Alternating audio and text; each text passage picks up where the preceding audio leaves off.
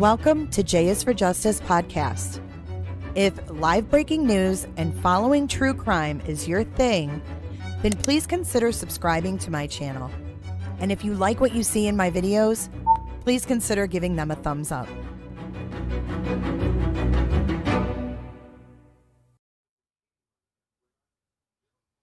Hey guys, welcome back for Kohberger's motion hearing. We're going to get into part one in just a second. I wanted to let you know this has really shitty audio. So I did try to fix it. So it's a little bit better than what you're going to hear anywhere else right now. Just so you know. Thank you for joining, and we're going to roll this footage. My neck is still effed up. I laid down and I thought I couldn't get back up, guys. It was pretty scary. So I'm in some pain. I've got a heating pad on it. I'm good. So we're going to go ahead and roll part one and let me know what you guys think as we go. Here we go. It starts random. An S&P profile can be linked to an STR profile. And that's by zeroing in on sort of the neighboring regions and examining those. So again, I'm not a biologist or scientist, but I'm an attorney, who has a duty to investigate, and to investigate requires hiring experts to examine this data, this discovery that hasn't been produced yet. And so that's why the minimum practice standard is to get that discovery, so that the attorney can then assess that discovery and then retain a qualified scientist to help understand the extent to which the S&P testing will shed light on the reliability of the STR testing that has already been done on the same together. Okay, so that having that profile on the S&P can verify the legitimacy of the STR. Right, so that's my hypothesis. That's what I go to the expert to inquire about. Because again, this is a very much an emerging area of forensic science and litigation. Sure. Yes. I'm going to object again. I don't believe that this witness is qualified to opine on what's needed in these scientific processes. He just indicated that it was his personal hypothesis. I would remove my objection on it. Well, I'm going to overrule that because I asked some questions. I apologize. Go ahead, ask your next question. When I'm talking about either the whole genome or the SNP profile, am I looking for just like a sheet of paper that has a bunch of numbers on it, or is there a packet of information that I need to go to my expert? No, you need the raw data of the profile along with, it's similar to the sort of data that you obtain for the SBR test. You get the raw data of the profile, you get the laboratory protocols, you get all the bench notes, how the profile was generated, but also you should get the discovery about how the profile was then searched in different databases and family trees constructed. That was going to be my next question. I heard you say that we can't look at this whole genome sequencing or the SNP in one category and then look at the building the tree to identify from the genetic genealogy piece, the genealogist piece, in its own separate areas. They're not two separate lanes that they combine. Yes, they go hand in hand. You do one or the other. I mean, they go together. Why? I'm sorry? Can you tell me why? Can you explain why you say they go together? Why you code?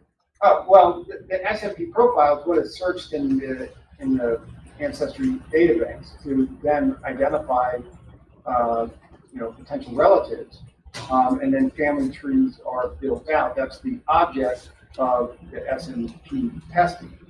What's important to know from a defense perspective in terms of trial work and potential areas of cross-examination, the government is going to be introducing a statistic that is premised on the assumption of an unrelated universe of people. So what's the chance of finding a profile in a population where there's no relatedness between that profile and anyone in that universe.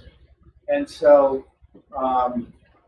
as you know from talking about this whole concept of forensic genealogy, people who are related have similar DNA.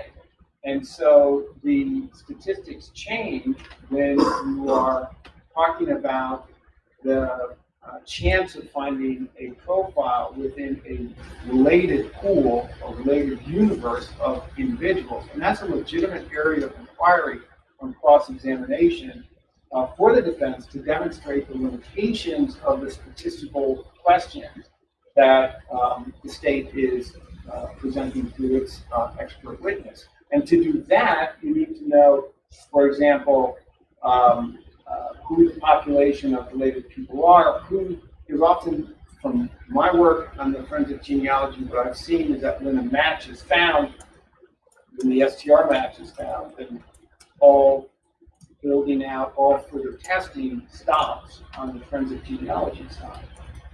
And so it's important to know who hasn't been tested on the related person side in terms of developing cross-examination about the limitations of the statistical tool that the state uses in its case to demonstrate the rarity of the match that they're presenting. Have you received genetic genealogy materials in your case? Yes. So,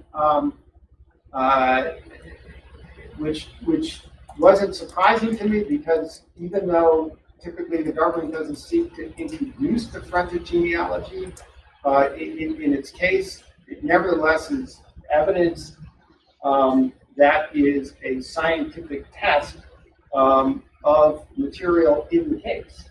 And so the discovery rules typically call, and for example, in Maryland, in the District of Columbia, call for discovery of scientific testing of evidence in a case, and that's regardless of whether the government is going to introduce it or not. DC is a little different, where it requires either a materiality showing or that the item is introduced into evidence. And so even when there's a limitation on the item being introduced into evidence, that really goes to the item tested, which here is the environmental sample of trace DNA.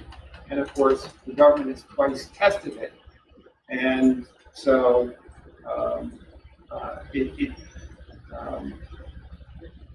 for the attorney to be able to fulfill their duty to investigate and satisfy the minimum practice standards, they should have access to the scientific testing of that item of evidence, which is central to the case. Just 1 minute.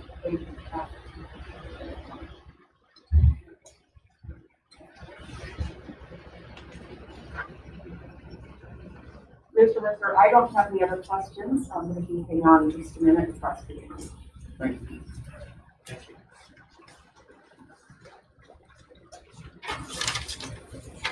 Ms. Beatty? Your Honor, I have no questions for this witness. Mr. and I will be making other arguments. Okay, thank you. Okay, may this witness be excused? Any objection? No objection. Okay, you're excused. You can now stay in the court if you like. Thank you very much, Your Honor. Appreciate you traveling. Thank you.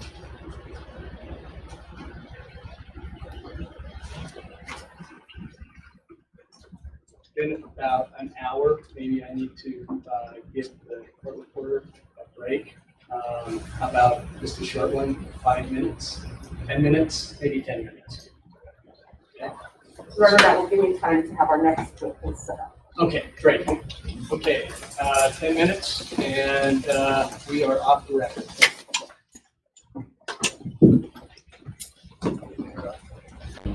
Stand up!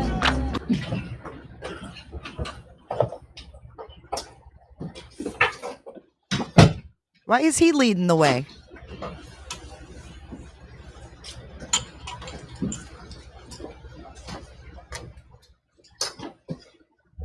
All right, so apparently that was the first hour. So now we are going to pull up that was the first hour. We only got 9 minutes of it. So now let me get up part 2, which is still going on as we speak. Okay. And that is 50 minutes in and we're still rolling. So we're going to go ahead and start part 2 now.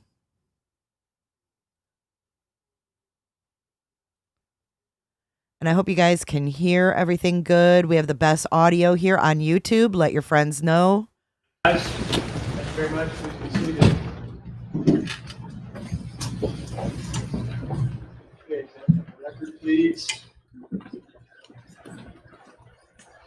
We are back on the record. State Kohberger case number CR 2922, page 05. Everybody identified previously. Still in the courtroom, and Mr. Larkin, Dr. Larkin is sitting, going to be sitting into the witness box, and you are under oath. So go ahead. Well, first, a couple of things. Number one, I'm going to overrule the objection about her foundation to be an expert. And then you were given the opportunity to look at the PowerPoint, and so where are we? Your Honor, we began to review the PowerPoint and it was immediately apparent to us that we would need to consult with one of our own experts. There's a lot of scientific terms, charts, graphs, etc. We simply are not prepared with this late notice to respond right now. So what we would ask the court to do, so we don't hold things up today, would be to just give us the same opportunity to reserve cross for a later time, like the other witness who was just disclosed yesterday. Okay, great. Okay, so we need to come back again to have more informed cross-examination. Go ahead. All right. Dr. Larkin, I think we are prepared to start with your PowerPoint now. That just means we might have to come back another day and there might be more questions for you. Are you ready? Yes. PowerPoint? All right. I can screen share.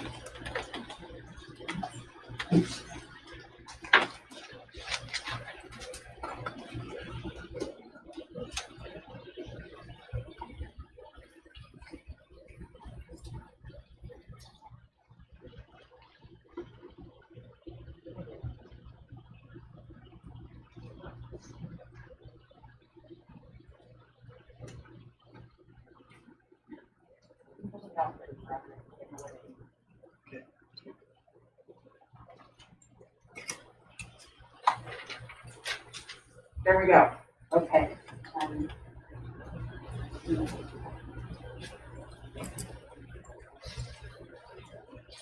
We are participating in tonight.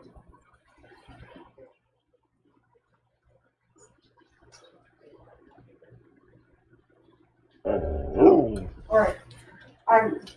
Dr. Larkin, we are going to be talking about genetic genealogy first and how it works. So I'm going to get us to the first slide with that and ask you a question. I think you need to hit play. If I hit play, then Show presentation.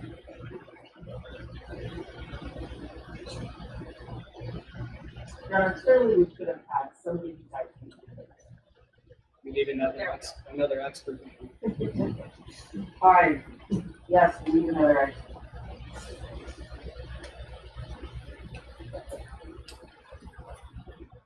I think we're ready now. Yes. Now, are we going to talk about how genetic genealogy works? And I do it. Yes. Yes.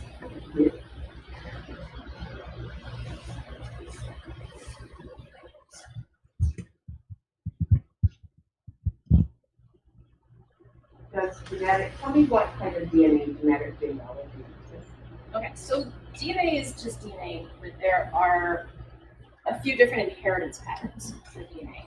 So there is mitochondrial DNA, Y chromosome DNA, and then what we call autosomal DNA.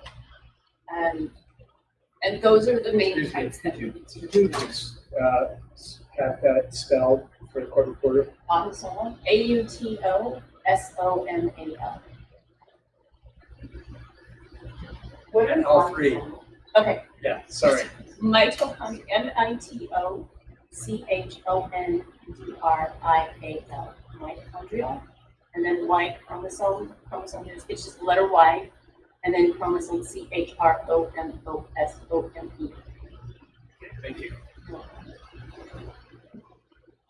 What is autosomal DNA? So autosomal DNA is inherited from both of your parents, all 4 of your grandparents, all 8 of your great-grandparents, and so on.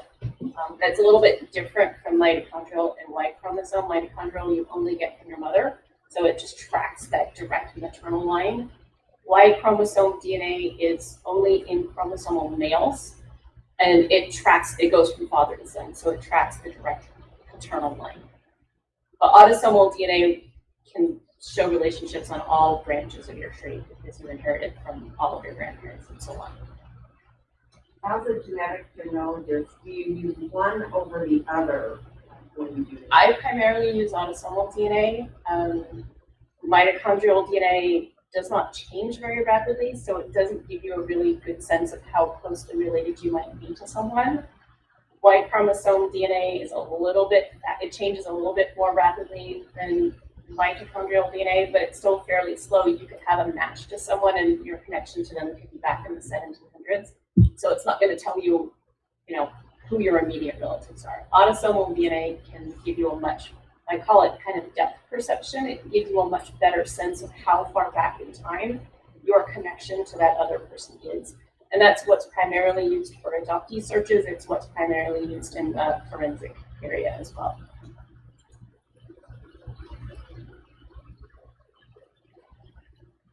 So that's just showing the inheritance patterns of the DNA.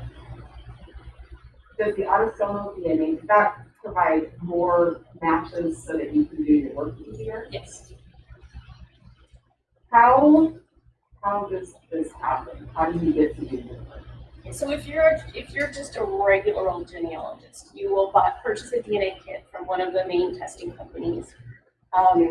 They will send you a little tube, and you either spit in the tube, and it seems like a lot of spit, or you do a cheek swab. You put that back in the tube, and you mail it back to the company.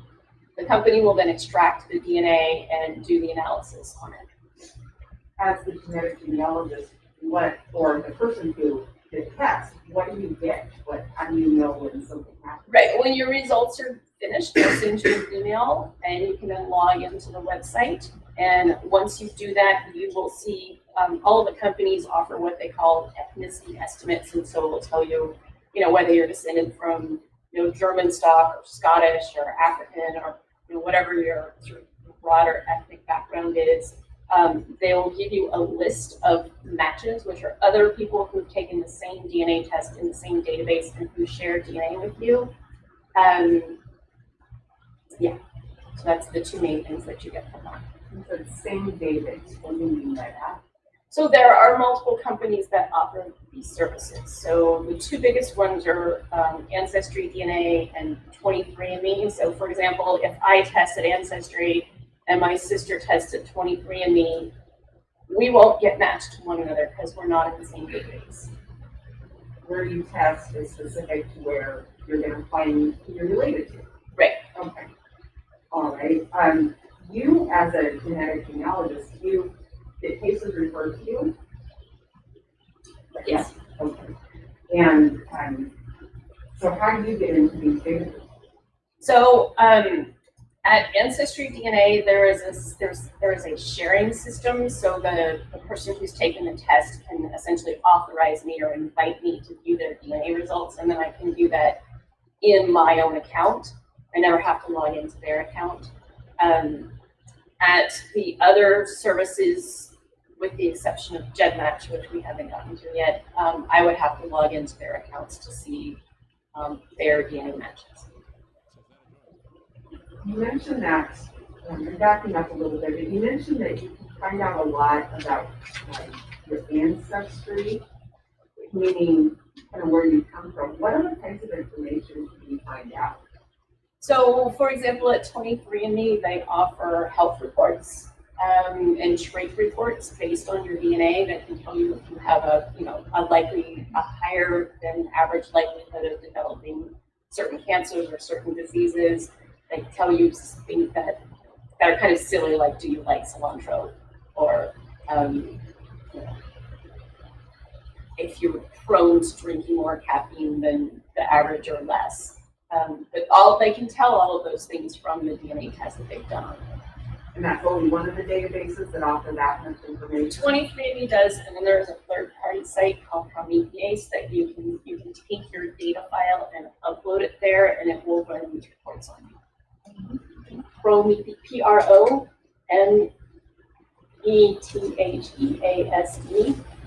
And if I got that wrong, it's not because I'm lying.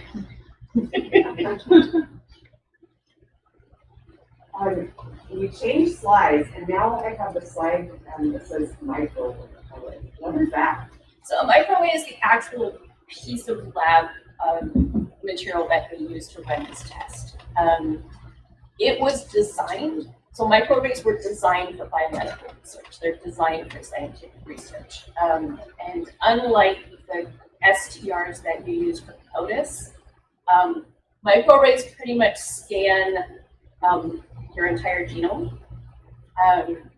They're looking at, so we talked about autosomal DNA. They look at about 600,000 individual bits of your autosomal DNA.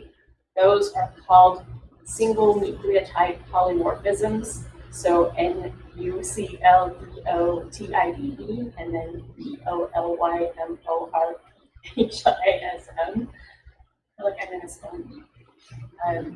These are individual bits of DNA that are known to vary among people.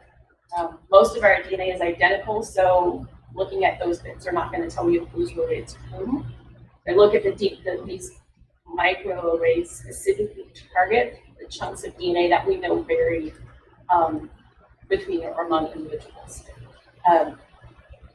And so that uses higher levels of DNA than you typically have for forensic purposes. Do you mean more like when you talk about spit and tumor swabbing, you mean you have to have a lot of it to do this? You have to have a fair amount of DNA to do a microarray. What happens if you don't? Then there is an alternative. There's an alternative method called whole genome sequencing, and then this is there's whole genome sequencing, and the specific way they go about it is called next generation sequencing. And that will actually work on lower levels of DNA. It will work on lower quality DNA, so DNA that might have been broken down because it's been exposed to the elements for a while. That will work better on DNA that's contaminated. So it might have bacterial DNA in it, or fungal DNA in it.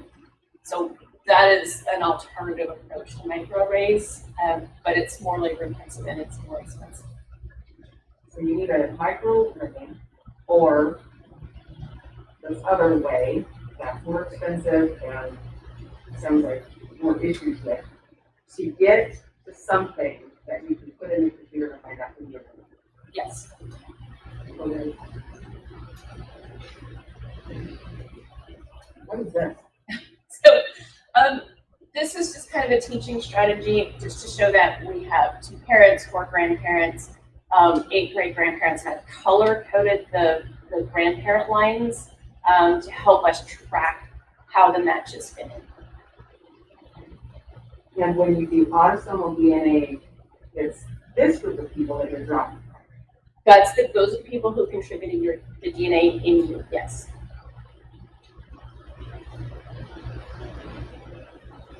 What do we have here? So this is an outline showing how some of your DNA matches might fit into your trait. So you may have some second cousins or first cousins once removed, or second cousins once removed, who also took the DNA test and are in the same database as you, and they would share DNA with you and would be listed in your matches. And you can see in this diagram, I'm only showing 2 great-grandparent lines. There are actually 4. The diagram gets too messy if I try to add more. So the thing is, when you get these matches, the DNA company doesn't actually know how you're related to them. It just knows how much DNA you share with them. And so the DNA company is not going to tell you, this is your second cousin. It's just going to say this person shares so much DNA with you, and they could be your second cousin. They might could be something else. And then it's up to the genealogist to essentially reverse engineer the tree based on the DNA matches. Do you do that when you have to find out who this person is based on these various matches in different places? Right. Do you have experience as a genetic genealogist doing that, where you don't know who this person is, you've got to identify this person based on their kit? Yes. So what do you do? So you will get a list of DNA matches from your testing company, and they are sorted. That list is sorted by how much DNA they share with you. So it's not necessarily sorted by how closely related those people are to you. You get this list, and sometimes they use their real names, the people in the list. Sometimes they use an alias. Depending on the database, you may or may not be able to see their email address. And some of them will have their own family trees linked to their DNA results because they're doing the same thing you are. They're trying to research the family trees. A lot of them won't. And for the people who don't, you have to try to figure out who they are, who their parents are, who their grandparents are, and build trees for them. Time-consuming process? It is time-consuming.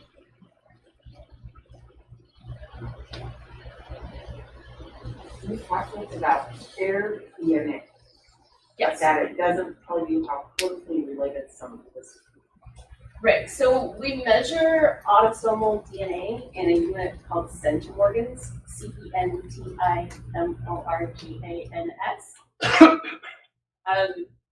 The more centimorgans you share with someone, on average, the more closely you are related. But it's possible, for example,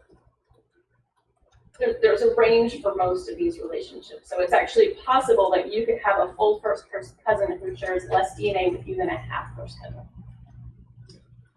And that's one of the things that complicates the work of a genetic genealogist. We only have an approximate relationship from the centimorgan amount, not a hard and fast, this is definitely so-and-so relationship. In your work, when you have your unidentified person, and you put the profile in and receive matches in various places, you're looking at these centimorgans to try to get a clue. What do you do after you have this information that tells you about centimorgans? So I have to essentially build trees for these matches. The first step in the process is to figure out how they are related to one another. Before I can figure out, for example, if I'm trying to help an adoptee find their biological parents. To figure out how they are related to their matches, first I have to figure out how the matches are related to one another. And then I kind of reverse engineer where my adoptee will fit into that family tree based on the DNA results.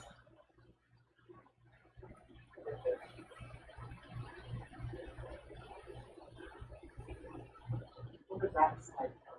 So we mentioned earlier one of the tools that I helped to develop for analyzing DNA results. This is a set of screenshots from this shared centimorgan tool. It's also sometimes called the shared centimorgan project tool.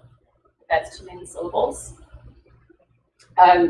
So what you do is you will type in the centimorgan amount for one of your matches. On the previous slide, the top match was 72 centimorgans. So if I were working that case, I would type in 72 centimorgans into this tool, and you get the diagram there where the possible relationships are highlighted. So your person of interest is your adoptee.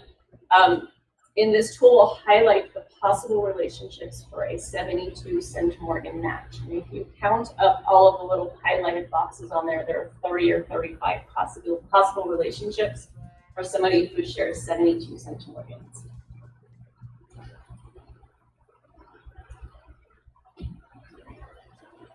And so this is the, sorry. What I don't know what the statistic that just popped up is about. What is that? Okay, so I mentioned that this is a statistical tool that's using probabilities, and so even though there are 30 or 35 possible relationships for a 72 centimorgan match, some of them are more likely statistically than others. And so this panel that is in that tool is listing which of the relationships are most likely. And so there are a group of relationships with, I can't quite read that from here, but I think it says half their cousins. That's the most likely group, and then below that, I think it's third cousins. That's the next most likely group, and has the genealogist. That tells me that I'm going to need to build this person's tree back, probably to second great grandparent level, before I can conceivably figure out where my person interest is in that tree. Is that important to know how far back you have to build that tree? You have to find the connections among the matches, and you sort of need to know where in the tree to look for that. I think you told us you have to build trees for each of the matches so that you can find those connectors. Yes, and I have to fill out both sides of a matches tree because I don't know if my person of interest is going to be related on their mother's side or on their father's side. I don't know which grandparent it's through. So I essentially have to build the whole tree back several generations to find the connections. Are these decisions that you as the genetic genealogist have to make to do your work finding the matches? Yes, but I have to continue to build trees things. Now, do you have to build trees for all of those 35 matches? Or do you do it until you kind of figure out these are the common people? There are some matches that I may not be able to build trees for. Maybe I can't figure out who they are. So on this slide, there's only 5 matches shown, and if you click, only 2 of the people of that 5 have posted their own trees. That little icon that I'm pointing the arrows at show that those 2 matches have built their own trees. And so that saves me a lot of work because I can look at their tree, and rather than having to build it from scratch, I can, they've listed their parents and their grandparents, and I can just go in and double check, make sure that they rather than having to build the trees from scratch. The other people, I either have to build their trees from scratch if I can figure out who they are, or sometimes I may just have to skip them if they have a really common name and I don't know where they live or what their age is. I may, if it's a John Smith, I may never be able to figure out who they are and build out a tree for them because there are thousands of John Smiths.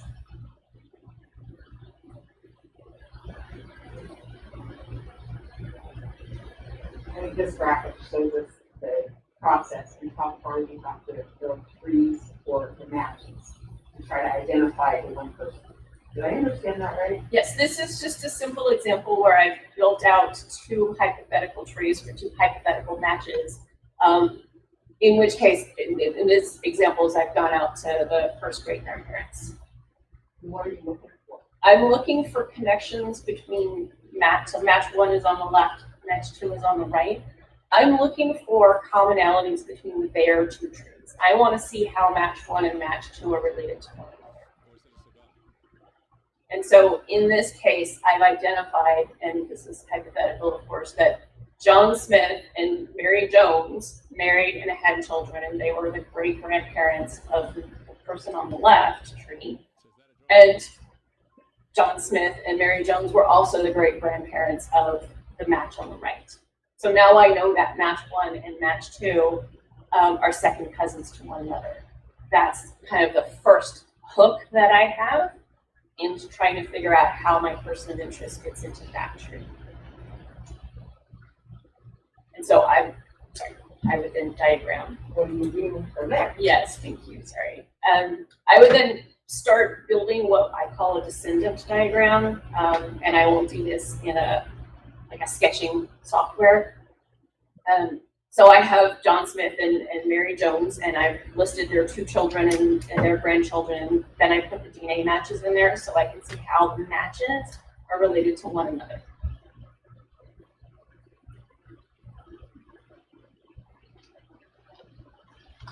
Let me see if I understand this.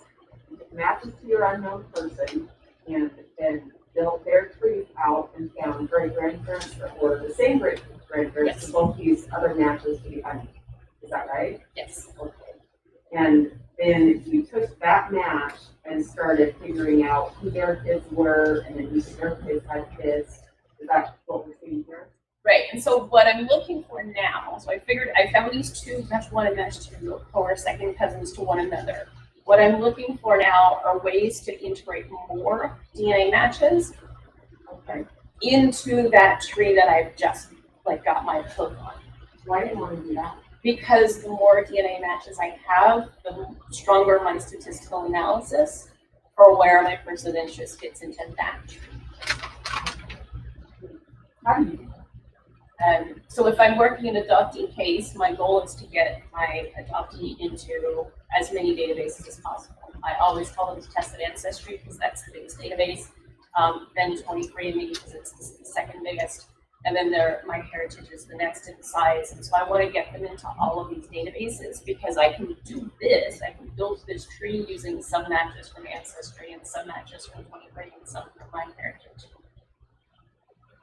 And again, I'm doing this so that I have as much statistical data as possible when I try to place my person of interest into that tree. And that's when you have somebody who's doing their own DNA testing and then sharing their profile with you so you can build a tree out to try to identify who your biological is. I think I got we'll go to the next slide. It looks like you replaced the people, the matches, with numbers. What's going on here? Those may be hard to see, but in this case, I'm showing an example listing the centimorgan amounts to the various DNA matches that I've managed to place into this tree.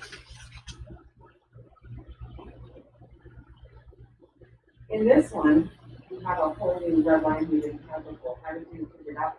So this is a hypothesis. It's an educated guess about where my person of interest might fit into that tree based on how much DNA they share with those 5 matches that I could document. And it might be right, it might be wrong. It's just an educated guess. It's a way to guide my next step in the research. What is it?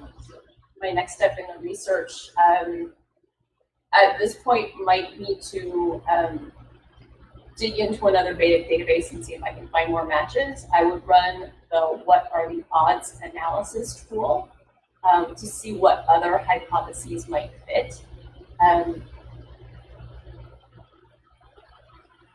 You want to tell me about the what are the odds tool now? Sure, I can. That's a different slide. So this is the what are the odds tool. You basically build the descendant diagram that was on the previous slide, but into this tool. You enter the centimorgan amounts, so that's the measure of shared DNA. You enter the centimorgan amounts into the WATO tool. Sorry, we call it WATO for short, WATO. So you enter the centimorgan amounts where those individual DNA matches fit into the tree, and then you can ask the tool to suggest possible hypotheses for you. And that's what those teal boxes are. Those teal boxes are places where the tool is saying your person of interest could fit into this tree in this spot based on the DNA matches. This tool tells you kind of where to look. Yes. In that form. What do you do from there? So from here, there are several hypotheses there. If you could go back to the previous slide. Thank you. There are several hypotheses there, so what I want to do, and each one of them is going to have a score. And so what I want to do is focus on the hypotheses that have the highest scores, because those are the ones that are most likely. And I might investigate whether, if I'm looking for a birth father, was he in the right place at the time of conception, or was he serving overseas? If he was serving overseas, then I rule him out. I might reach out to members of his family and ask them to do a DNA test for me, because then I can add their DNA match to this analysis and sort of slowly over time focus in on my most likely candidate, for example, if it's the birth father. Does that mean you reach out to the regular people that haven't chosen to do this and see if they voluntarily want to put their DNA in to help build a family tree? Yes, at times I will do that. I think we're ready for this slide. Yeah. going through that. Okay, so this is just it's the same tree, but I'm showing a different scenario in which the DNA matches were lower. They shared less DNA. This is just another hypothetical example to show how the probabilities and the suggested hypotheses will change depending on how much DNA those matches shared with you in the first place. Does that make your work more complicated? It does. The lower the DNA matches, the harder it is to actually find what you're looking for.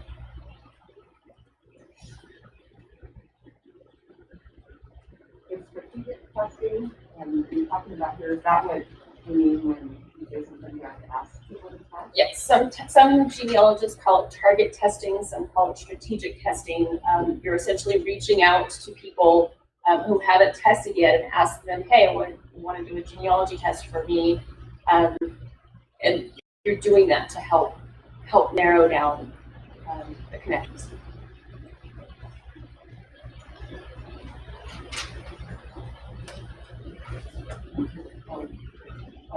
This one has some arrows pointing in the direction.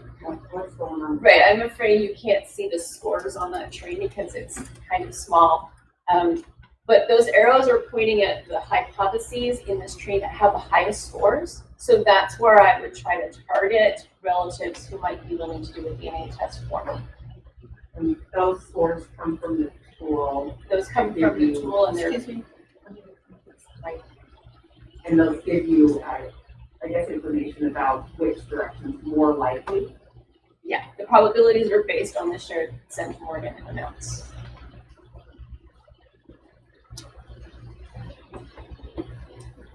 We're going to shift and talk about forensic genetic genealogy. Tell us what you mean by that. So forensic is basically pertinent to any sort of legal proceeding or court case, not a lawyer. So if I got that wrong. But in this case, sometimes so the Department of Justice calls this work forensic genetic genealogy. A lot of practitioners call it investigative genetic genealogy, but it's the same thing. Does that mean there's work that's done for law enforcement? It's work that's done for law enforcement, and it's also done, oftentimes I think the client might actually be a medical examiner if you're dealing with an unknown human remains. Do you do that kind of work? I do not. Have you been taught about that? I have learned a bit about it, yes. How have you learned it? I've learned about it by communicating with practitioners who do it, and also by attending conferences and watching recorded videos. Did you do it if you wanted to? Yes. There's no other qualifications you need other than what you have right now. No, not at the moment. The slide talks about the kind and quality of DNA.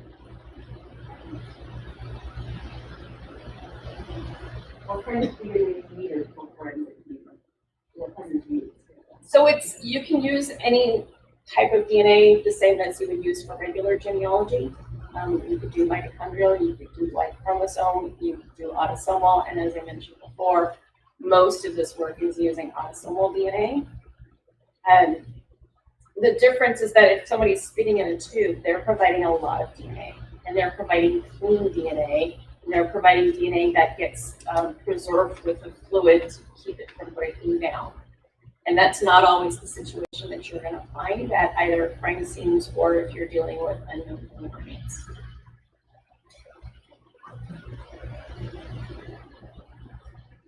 I know we talked about the microarray a while ago, and that there was another way to get this profile to do your work. Yes, Is that where we're going? that's where we're going. Tell me about that. Okay, so next generation genome sequencing is a technique that you can use to analyze the entire human genome. You're not just focusing on the 600 or 700,000 bits that the genealogy company uses. You're trying to sequence the whole thing. And that can sometimes work when there's not enough DNA for a microarray. How is that done? It's hard to explain. So I'm using this graphic to try to explain it. So imagine that the solid red line at the top is the entire genome that we're trying to analyze. Next genome sequencing actually focuses on little subsets, and it's kind of like skimming a document. So if you skim a document, you're not reading every single word. Next generation sequencing is not trying to read every single little bit of DNA along the way. Instead, it's skimming little bits, and it's missing a lot on the first skim.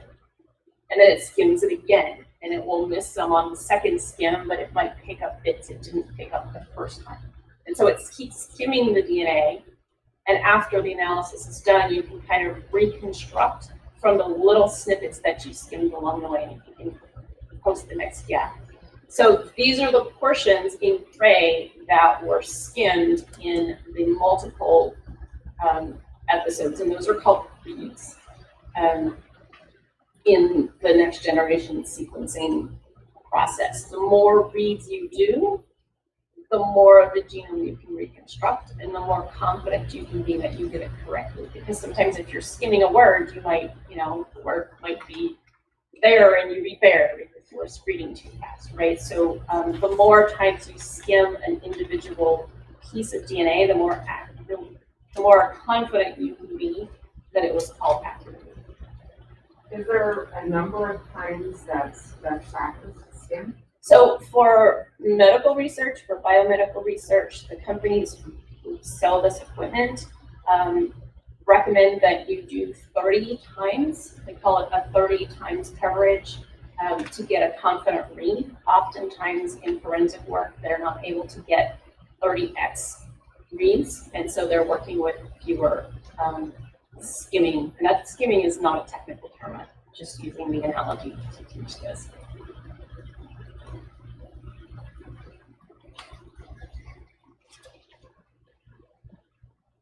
Talk about missing information when you skim. This slide says that it's filled in by a word called indication. Is that what this slide means? So if you can't do 30x coverage of the genome, which is often the case when you're working with low quantities of DNA or contaminated DNA, you won't get the whole genome. You'll be missing pieces.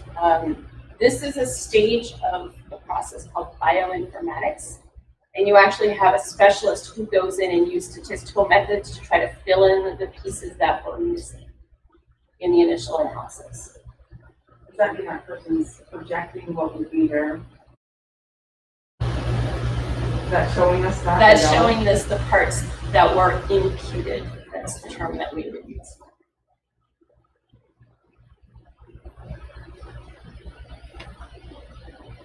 All right, once you have this information, after bioinformatics has added their details, then what happens? So recall that the next generation sequencing is analyzing the entire genome. But the genealogy companies, the matching databases, are not interested in the entire genome.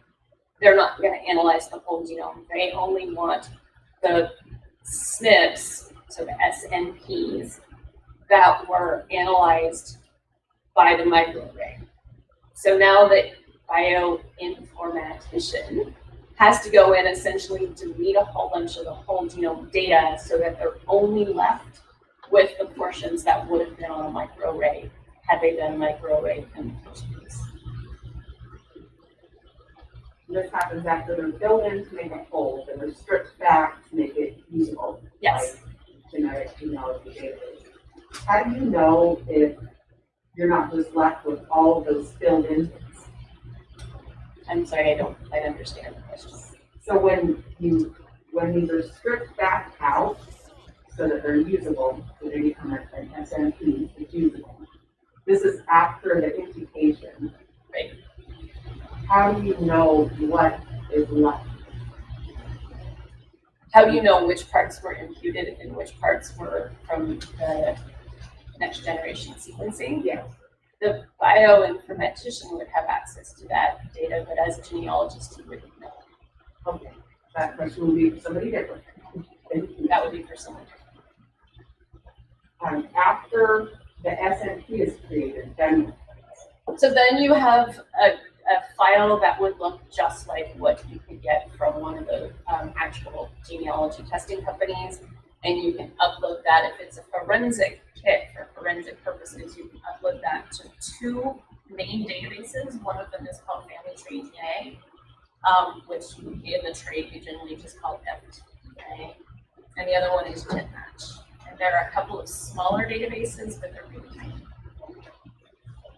You can go to Ancestry. No. Ancestry will not let you upload a file into the database, nor will one create.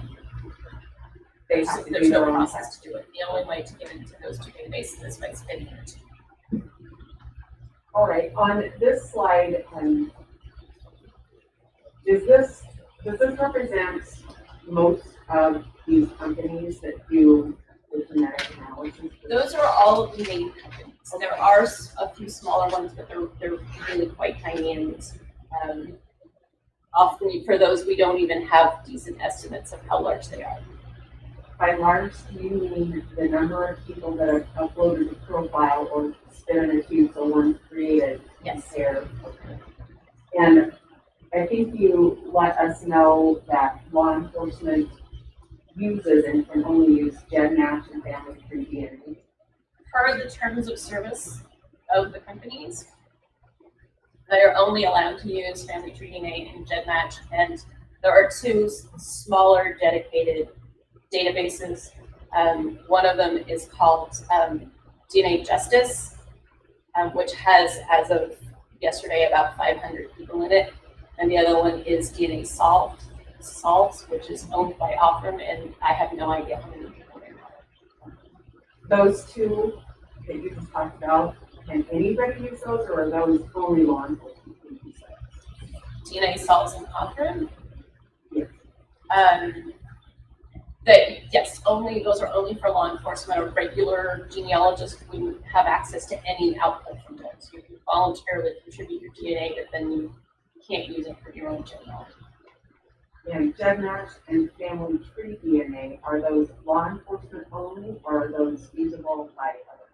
Those are usable by regular genealogists, and both of them existed long before the field of forensic genealogy did. But they also allow.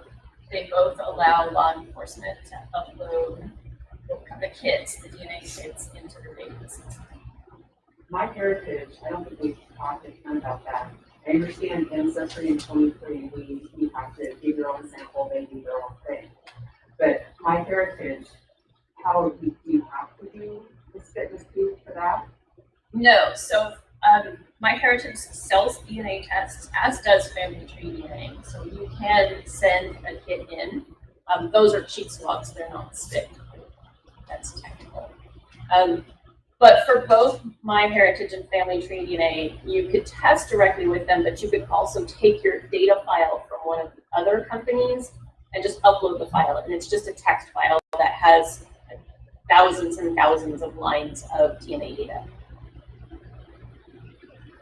So as a genetic genealogist, you are working with somebody and you can take their profile that was made at 23andMe and put it in MyHeritage and Family Tree DNA.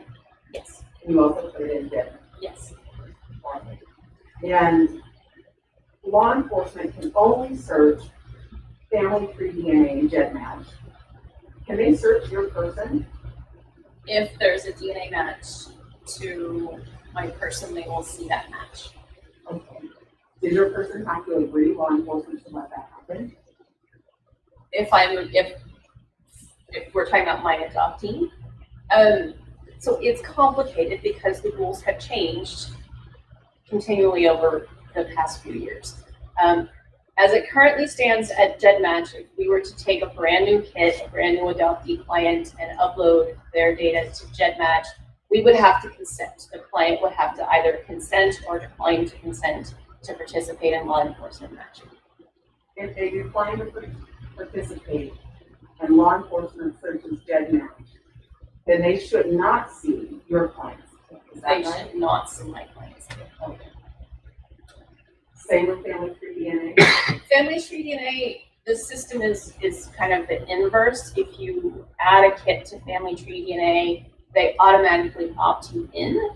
There is a way to opt yourself out, but you kind of have to know where to find it. It's not obvious.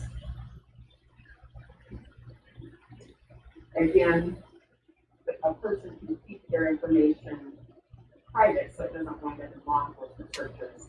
They yes. Family tree. And my heritage is different, law enforcement shouldn't have looked. My heritage explicitly prohibits it.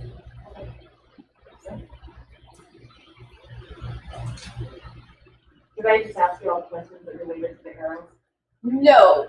So the database, the total database at Family Tree DNA and the total database at GEDmatch are both larger than the number of people who opted in. So not everyone at Family Tree DNA has opted into law enforcement matching.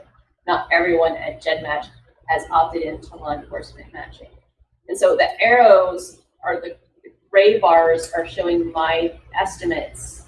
And these are my personal estimates for the number of people in each of those databases who are officially accessible to law enforcement for matching.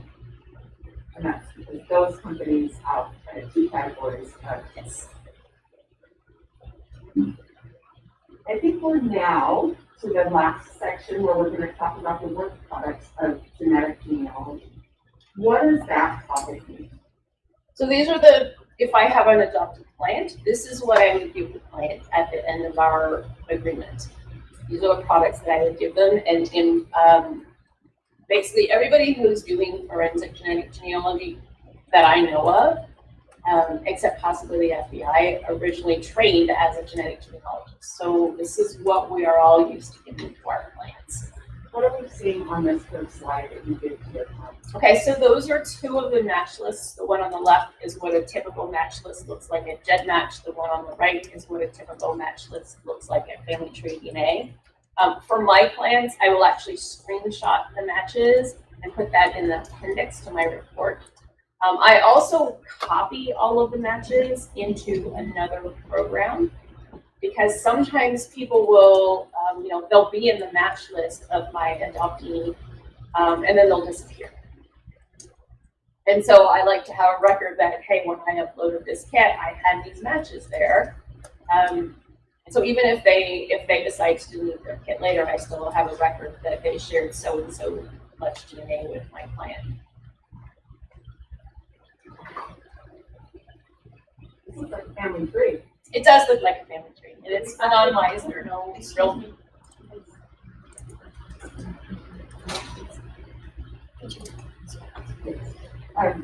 Dr. Larkin, what are we seeing on this family tree? So this is the family tree that I would have built for my client, and this would have attached to it documentation, so birth and death records. It would have census records if I was able to find the family in the census, immigration records, any sort of documentation that I might find. I often will link obituaries if I find them, if I find family photos. A lot of times you might find articles in the newspaper, and I will link everything that I find to this family tree that I then give the client. Does that help verify for your client that the results you gave them were accurate? Yes, it helps verify that all of the relationships that I'm reporting to them are documented and yeah. And it looks like you give them a copy of the descendant diagram. I do. And you give them a copy of the what are the odds. I do. And the written report. I do. If the client requests it, I will write a report for them. Other than those things that you give your clients, what would be available on the forensic side of the genetic genealogy? Right, so they should have the original DNA data file, whether it was a microarray or the next generation sequencing. I don't need to give that to my client because they had that with them. There are some complications when you're dealing with forensic DNA because I didn't have a person spit a whole bunch of DNA into a tube. Sometimes you might have a mixture where more than one person is represented in the sample. So that needs to be analyzed, and there presumably would be documentation associated with that analysis, which is called deconvolution. Broussard. If there was not, if there was non-human DNA contamination mixed in with the sample, sometimes, and not always, sometimes they will do what is called enrichment, where they're trying to increase the proportion of DNA that is human in that sample. If that process was done at the lab, there should be a record of it. The bioinformatics that we talked about, so imputing any missing data and then stripping out all of the non-genealogical DNA points, all of those there should be records of. Oh, I think you have logins or kit numbers. Right. So when you have once you've gone through all these steps, you've done what we call the wet lab work, where you're actually working with the samples, and then you've done the computer analyses. You end up with the output file that mimics. It's like a fake microarray file, right? So it mimics the data that we would have gotten from a genealogy company. GEDmatch and Family Tree DNA both charge law enforcement to use their database, and so there should be some sort of contractual agreement or receipts that you paid the company for the upload. And then there are logins, because for you to be able to see the matches, you have to log into that account. You have to have access. At Family Tree DNA, you have to log into that specific account. At GEDmatch, I believe you can give access to a few different researchers, but they have to know what's called the kit number, which is the unique identifying number for that kit. When you said a fake microarray, it reminded me that when we talked about microarrays, you told us that those contain a ton of personal medical information. Yes. This also has all that personal Yes.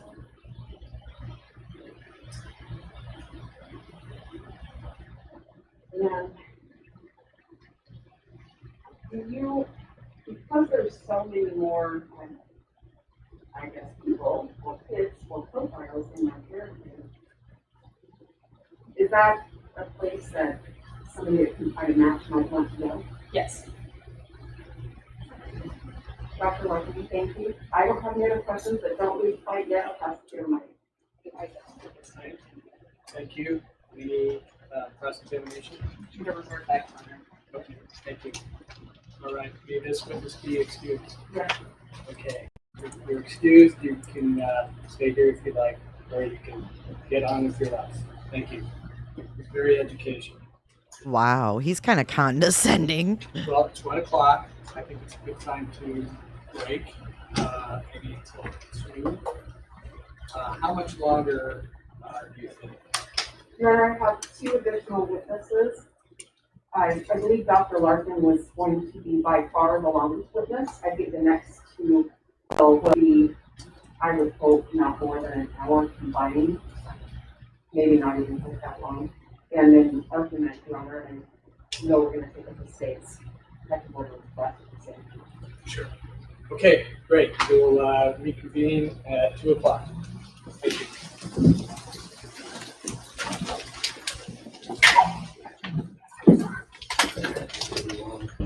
Stand up!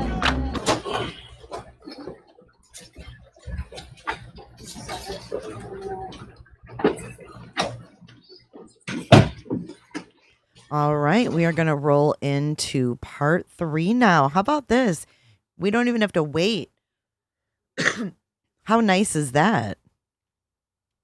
And let me get the part 3 up, and we will continue our journey with this hearing.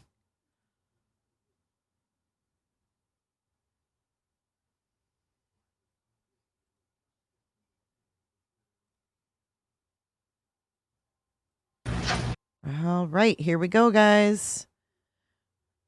Oh, what a nice scene to come into. Check this out.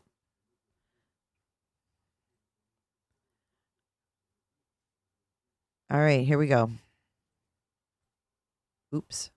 Everybody does that.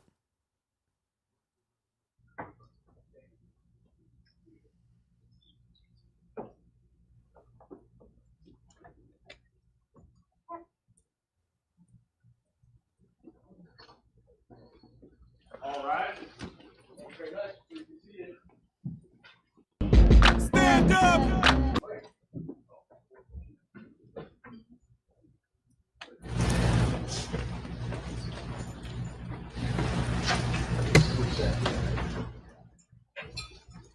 Okay, let's get on the record, please.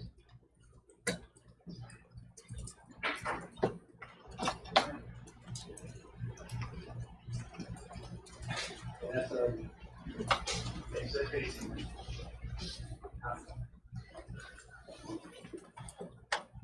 technology. Sports. No. Just half of it. Just put it flat. There we go. That's good. No? Do you guys like this Yeah. judge? What's your preference? Your Honor, my preference is that it not focus in on the table where my counsel was holding. Okay, so angle it this way. They went. Good. Good. All right. Thank you. Okay, we are on the record. This is State of Idaho versus Bryan C. Kohberger, CR 29222805. Mr. Kohberger is here in the courtroom. He is represented by the team of Ann Taylor, Jay Lobson, and Elisa Massa. We also have representing the state, Mr. Thompson, Bill Thompson, Ashley Jennings, Ingrid Beatty, and Jeff Nye. We have several motions set for today. The state's motions are motion for protective order that is related to the investigative genetic genealogy DNA issue, which is related to the Mr. Kohberger's motion to compel, seeking those genetic genealogy information and discovery. We also have a motion to reconsider the order staying time for speedy trial. There's also in opposing that, a second motion to stay proceedings regarding alleged irregularities of the grand jury.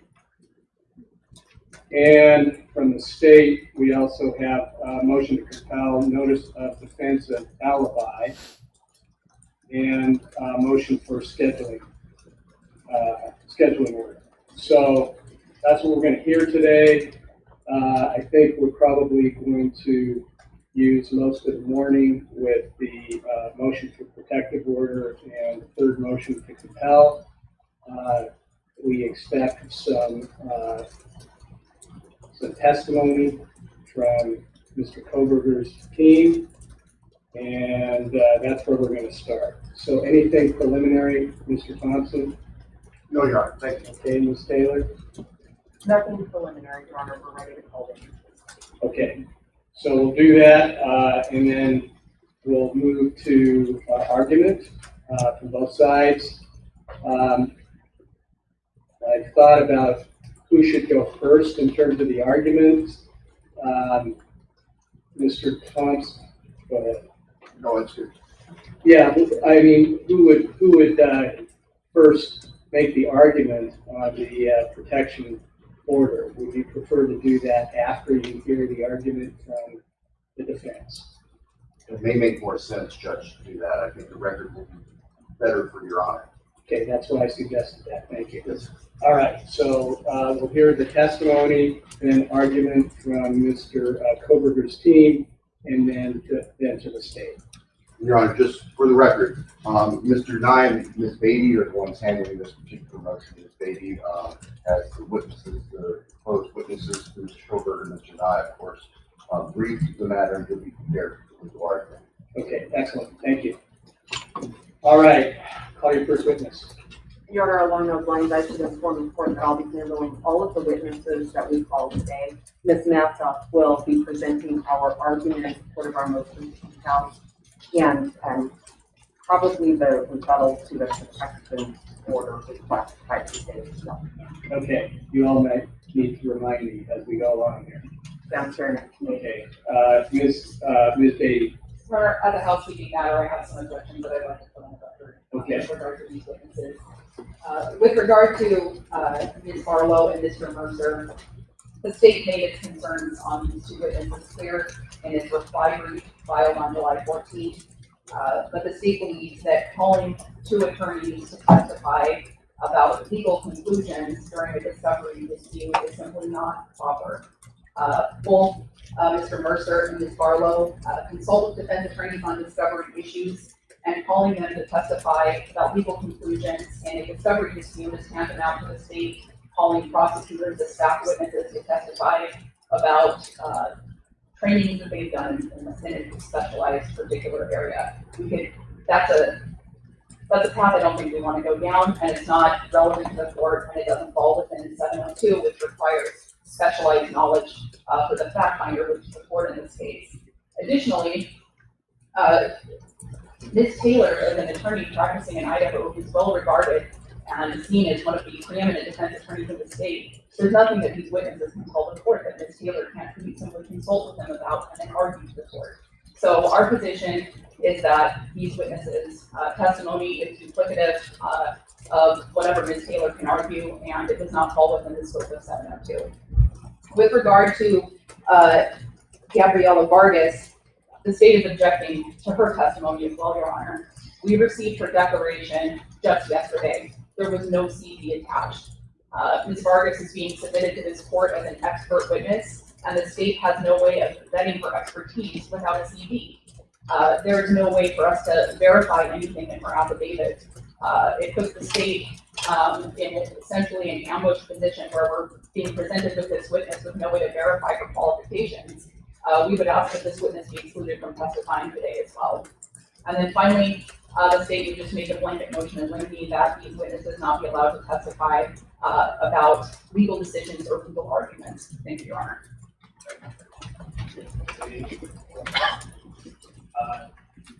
Ms. Taylor. Yes, thank you, Your Honor. Your Honor, the first two witnesses that the state objects to, Victor Barlow and Steve Mercer, are two people who have been known to the state for quite some time. What they say to you in court now is their objection was made known on July 14th in their reply to, in support of their protective order after we did a response to their motion for protective order and an objection to it, that it's not an objection to them testifying. They spent a lot of pages telling the court why the court should not pay any attention to the declarations that were attached to our third motion to compel. So that's not an objection to them testifying at all. These witnesses have been made known for a long time. They were certainly known last week when we had a planning session and we talked about the number of witnesses that were going to testify. No objection was stated at that time either. Waiting until today, when those witnesses have both traveled and been here and been prepared to testify, that's an ambush, Your Honor. They're here, they're prepared. Their testimonies are relevant to the issues that the court has to decide. They're going to talk to the court about two different things as it relates to our discovery rule and the information that Mr. Kohberger is seeking so that we can do our job. Your Honor, you're going to hear from a witness, Leah Larkin, Dr. Leah Larkin as well, and she's going to talk about the process of genetic genealogy. Both Ms. Barlow and Mr. Mercer are attorneys. Both are well-versed in criminal defense. Both are well-versed in DNA and genetic genealogy. The state's position has been that this is not discoverable because we're not going to present it at trial. That's not the end of the story. That's not the discovery rule. And those are the things that Victor Barlow and Steve Mercer will talk about. Victor Barlow has a lot of training in DNA. She does a lot of teaching on DNA as well. It's not a simple little process, and they'll describe what kinds of materials we should have in discovery. Mr. Mercer will talk about what we will do with those kinds of materials and why they're necessary to Mr. Kohberger's presentation, the preparation of his case. They'll talk about our constitutional duties to Mr. Kohberger. Those are not conclusions. Those are things that have to do with this material, these things that we're seeking the court to order the state to hand over to us, and why they're necessary to the preparation of the case. So for those two witnesses, I can make the argument, but I don't have the expertise in the DNA or the genetic genealogy that the court needs to hear to understand that they fall squarely within our discovery rule. Your Honor, I'll speak about Gabriela Vargas now. Her declaration was disclosed yesterday. Much of that declaration has CD-related items in it. It talks about her background, her training, right in the body of that declaration. That declaration is not as soon as we would have wanted that. Gabriela Vargas met with me a few weeks ago, and for personal reasons that I'm not going to put on the record, she was unable to complete that until a later period of time. So that one is, like, I know that one came in yesterday. She's here, she's prepared to be cross-examined by the state, and certainly there are many other remedies besides just excluding her. The court could allow us to present her testimony, and the state doesn't feel that they've had opportunity to cross-examine her or present a witness in response to her. The court could leave this open and take that up. The court could even order Ms. Vargas to appear by Zoom for further cross-examination. But we should at least let her testimony come out here in court today. She's here. Thank you, Taylor. Any response? Your Honor, I think Ms. Taylor has just conceded that these attorney witnesses are going to be testifying about the scope of discovery rules. I don't think that that's appropriate. I think that Ms. Taylor can make those arguments to the court that having fact witnesses interpret the law is not appropriate in a discovery dispute. As to Ms. Vargas, our understanding was that there were 3 witnesses testifying today, and that was our understanding up until yesterday when we got into town. So we would ask that Ms. Vargas be excluded. And I would note that we made our objections to these witnesses clear when we asked the court to disregard the contents of their declarations in Mr. Nye's reply brief. Certainly, we're going to put that same objection on the record. Thank you, Your Honor. Thank you. Well, a couple of things. I'm concerned about these opinions about sort of constitutional law or the procedures of discovery. I think that's fully capable for all of the counsel here and for me. Those are going to be my decisions. However, in reading through, and I have read through all of the declarations, pointing on specifically genetic genealogy and their experience with that within the law, I think does have some relevance, potentially. And I think that it would go to the weight of the consideration. The other thing that I am concerned about is this is a death penalty case. And if I deny particular presentations that one or the other side believe have some bearing on the case, it's probably more wise for me to allow it, even if it might be on the edge, than not allowing that method. It's especially important in a case like this to have a record for appeal. So I'm not saying one way or the other how this might fall, but I think it's important to preserve the record. Now, however, I don't want to get into arguments about the law or what that exactly means. I think I have a pretty good understanding what the issues are about the genetic genealogy issues and why the state wants to get more information about that. I also understand why the state believes that it has nothing to do with the case. I mean, that's what I'm going to hear from today. And I think it's important to have both sides weighing on this. Now, with regard to Ms. Vargas, she is here. I don't know where she came from, how far away. I'm inclined to just allow the state to come back and address that if we need to do that. And also file another brief objection, and I may decide to reject that. So that's where I landed on all of that. So I'm going to deny the objections. We're going and we shall proceed with hearing testimony. Now, if you get too far into this is what the law requires,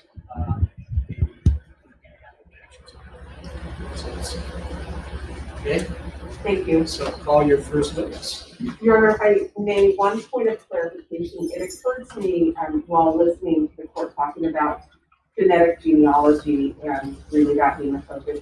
There are a couple of other areas contained in the motion to compel that have to do with the other DNA that the state doesn't have complete discoveries to us that are included in that third motion to compel that are up for today. The big focus has been the genetic genealogy piece, but I wanted to make sure that that was still in the scope of the court.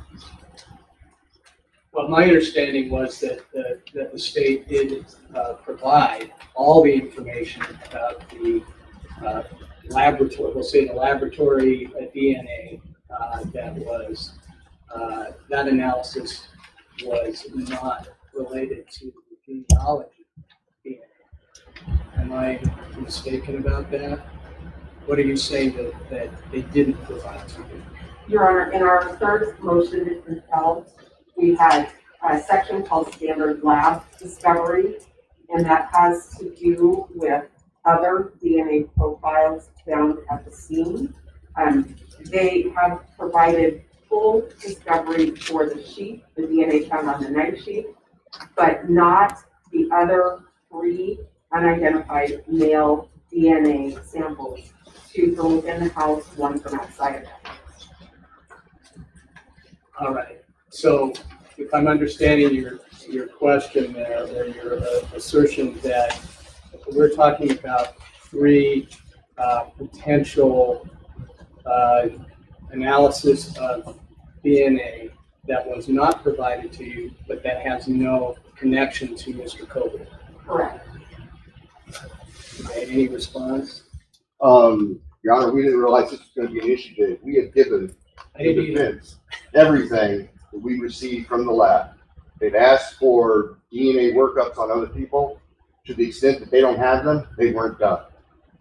We can't produce something that doesn't exist. We've provided everything. There's one outstanding lab report that relates to the forensic examination by the lab personnel of the crime scene itself. We'll be receiving today. That's the only outstanding lab report. Everything else, along with all the notes, is what there is, and it's been provided to the defense. And if they're hoping that there's something else there, it's not there. Taylor? Well, Your Honor, it's part of our third motion to compel. It's still something that we don't have. We also don't have the unexpected corrective actions, unexpected results from the Idaho State Police Forensics Lab for the 6 months before and the 6 months after November 13th, 2022. We did get some, but it's a narrow scope, and we asked for the full year, 6 months before and 6 months after. That's also in our motion. Sure. I understand your responsibility is to turn over every rock, but you can't get things that don't exist as well. So, I mean, there has to be some level of trust in discovery. You're all sworn attorneys, And so Mr. Thompson is saying that there's one more lab report that is coming your way today, I heard you say. Maybe not today. We were waiting to receive it so that we can process it for discovery. It's supposed to be in any time. Okay, I misunderstood that. So it's coming soon. It has to come soon because we're 6 weeks away from the trial. So we're going to be very rushed about a lot of things, but I'm going to talk about that a little more later too. So what about the other claim, Mr. Thompson? Do you want to address that? The other mistakes? Corrective action log, unexpected result log. We have that in part, but not the full scope. I don't know what exists that we haven't received. We provided all the requests to the lab, and they've assured us that they have provided us with everything they have within the scope of those requests. I'm not sure what else to say. I mean, we can make a supplemental inquiry to clarify that after we finish in court today. But I'm kind of sitting here saying, Judge, was giving me everything we know to exist. Well, that would be wise to check on that. We will. Because we don't want this to come back on the eve of trial. Yes, sir. Or, 4 years from now at an appeal. Yes, sir. So we want to make sure that we have combed through all the information that has any bearing or argument of bearing on this case. That's how I'm. Ms. James is making a note right now. We'll send the inquiry out later today. Okay. Thank you, sir. Your Honor, just for a point of clarification, we also ask for all emails, text messages, electronic messages, or other messages. Some have been provided, but we don't have assurance that that's all. And so for the same reason, we want to make sure that we have the complete file. Okay, Mr. Thompson.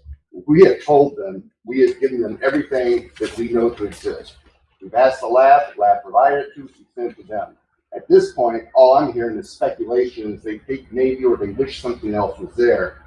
But as far as we know, it doesn't exist. I don't know what else we can say. You can't respond to something that isn't real. Sorry, Judge. I mean, we're just sorting it out. Yes, sir. Making sure that everything that there is shared. We'll Except for the ones that you don't want to. Absolutely. Yes, sir. And that's one of the reasons we're here. We'll make an additional inquiry to the lab to see if there's anything else in the form of emails that they haven't already provided to us. I would add, I mean, there are times, okay, in the world of the law that sometimes people forget to do things, or sometimes things fall through the cracks, and so it's always healthy to make sure that it is done thoroughly. Absolutely. Thank you, Judge. Thank you. You're now ready to call Steve Mercer. Okay.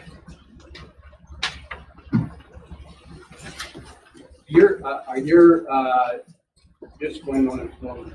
Are your experts in the courtroom right now? Yeah. Do they need to be in the courtroom? Your Honor, I ask that they be allowed to remain in the courtroom, seated where they are, so they're just kind of alone. Right. Any objection to that? I don't know who to point to here. Or we'd also have the witnesses be excluded. I'm going to exclude your witnesses, so they're not hearing what the other witnesses are testifying by, and that'll be, I think, a cleaner, more accurate response. So then I don't want to have them reacting to the other testimony. We'll hear each testimony, each witness's testimony be independent. Okay, so could you please have your other experts excluded from the courtroom? Where would the court like them to go? This is a media intensive environment, and I don't want them to be bothered by me with long waiting. The law library. May I escort them there? Sure. Thank you. Bryan Kohberger. Sorry, Ms. Mercer. Come on up. It's the lawyers.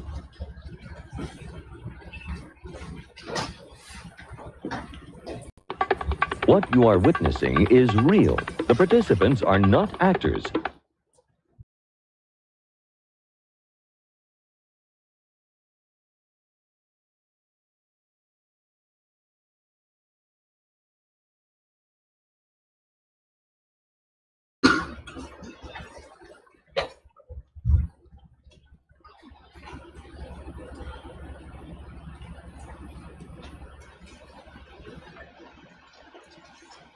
Thank you, Your Honor. Okay. Thank you, Ms. Taylor. Okay, Ms. Mercer, hang on up. Please raise your right hand. Hey, yeah, please. Do you solemnly swear that the testimony you give in this case shall be the truth, the whole truth, and nothing but the truth under penalty of perjury? I do. Thank you, Ms. Mercer. Go ahead and get some water there. I'll take care of that. And once you're seated, could you please state your name and spell your last name? Yes, my name is Stephen, with a PH Mercer, Mercer. All right, thank you, sir. Okay, Ms. Taylor? Good morning, Mr. Mercer. Good morning, What city and state are you from? Rockville, Maryland. What do you do for work? I am a licensed attorney in Maryland and the District of Columbia in the field of criminal defense with an area of specialization in DNA and forensic litigation. How long have you been an attorney? I was licensed in the state of Maryland in 1995 and in the District of Columbia in 1997. I'm also a member of several federal bars, including the Supreme Court, where I appeared as co-counsel in Maryland v. King, a DNA database case from 2013, as well as the Fourth Circuit, the DC Circuit, and a number of federal district courts. I want to back up a little bit and have you tell me about your educational background. So I have a undergraduate degree, bachelor's degree in English from Syracuse University, 1984. Juris Doctor JD from the District of Columbia School of Law from 1994. And you mentioned you have a specialty in DNA. Where does that come from? So my experience with DNA began with the first constitutional challenge to Maryland's DNA database statute, and that started in 2002 in the case of State v. Raines, where it raised a Fourth Amendment challenge to the compelled collection of DNA from convicted offenders. Prevailed on that case in the trial court. It was appealed to the Court of Appeals, which is now called the Maryland Supreme Court. The Maryland Supreme Court, in a sharply divided 4-3 decision, reversed, sent it back for trial, tried the case, and that was really the beginning of my experience with forensic DNA litigation. And then from that point, I continued in that field, attended training with the District of Columbia Public Defender Service. I began to collaborate with the Innocence Project in the Forensics Division at the Maryland Office of the Public Defender, doing indigent defense work and innocence work, and began to work closely with DNA scientists. Actually did the wet chemistry work, had numerous opportunities to tour law enforcement labs, including the NIST lab, as well as Montgomery County's lab, Bodie Technology, the FBI lab, as well. And so I continued working in the field, providing both direct representation in DNA cases as well as consultation through my private practice. And then in 2010, the public defender recruited me to head up the forensics division at Maryland's Office of the Public Defender, which is a statewide public defender system. And then there I really dived much deeper into the field of DNA forensic litigation at that time, and if there's some questions, I can explain that further. I may ask you some others about that in just a moment. Would you tell me about any publications, any articles that you Yes, so I published an article, co-authored an article in Maryland's DNA Databank back in the early 2000s following the State v. Raines decision. I also published an article in the NY Used Law Review about shadow DNA databanks with a co-author, Jessica Grable, and those are the principal articles with respect to forensic DNA. And I think you mentioned a couple of professional organizations that you belong to. Are there others?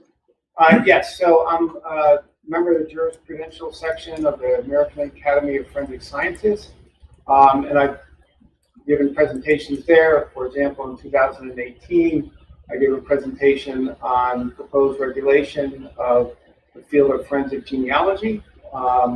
And then I'm also a member of the National Criminal Defense Attorneys Association and a number of local bar associations in Maryland, as well as the State Bar Association.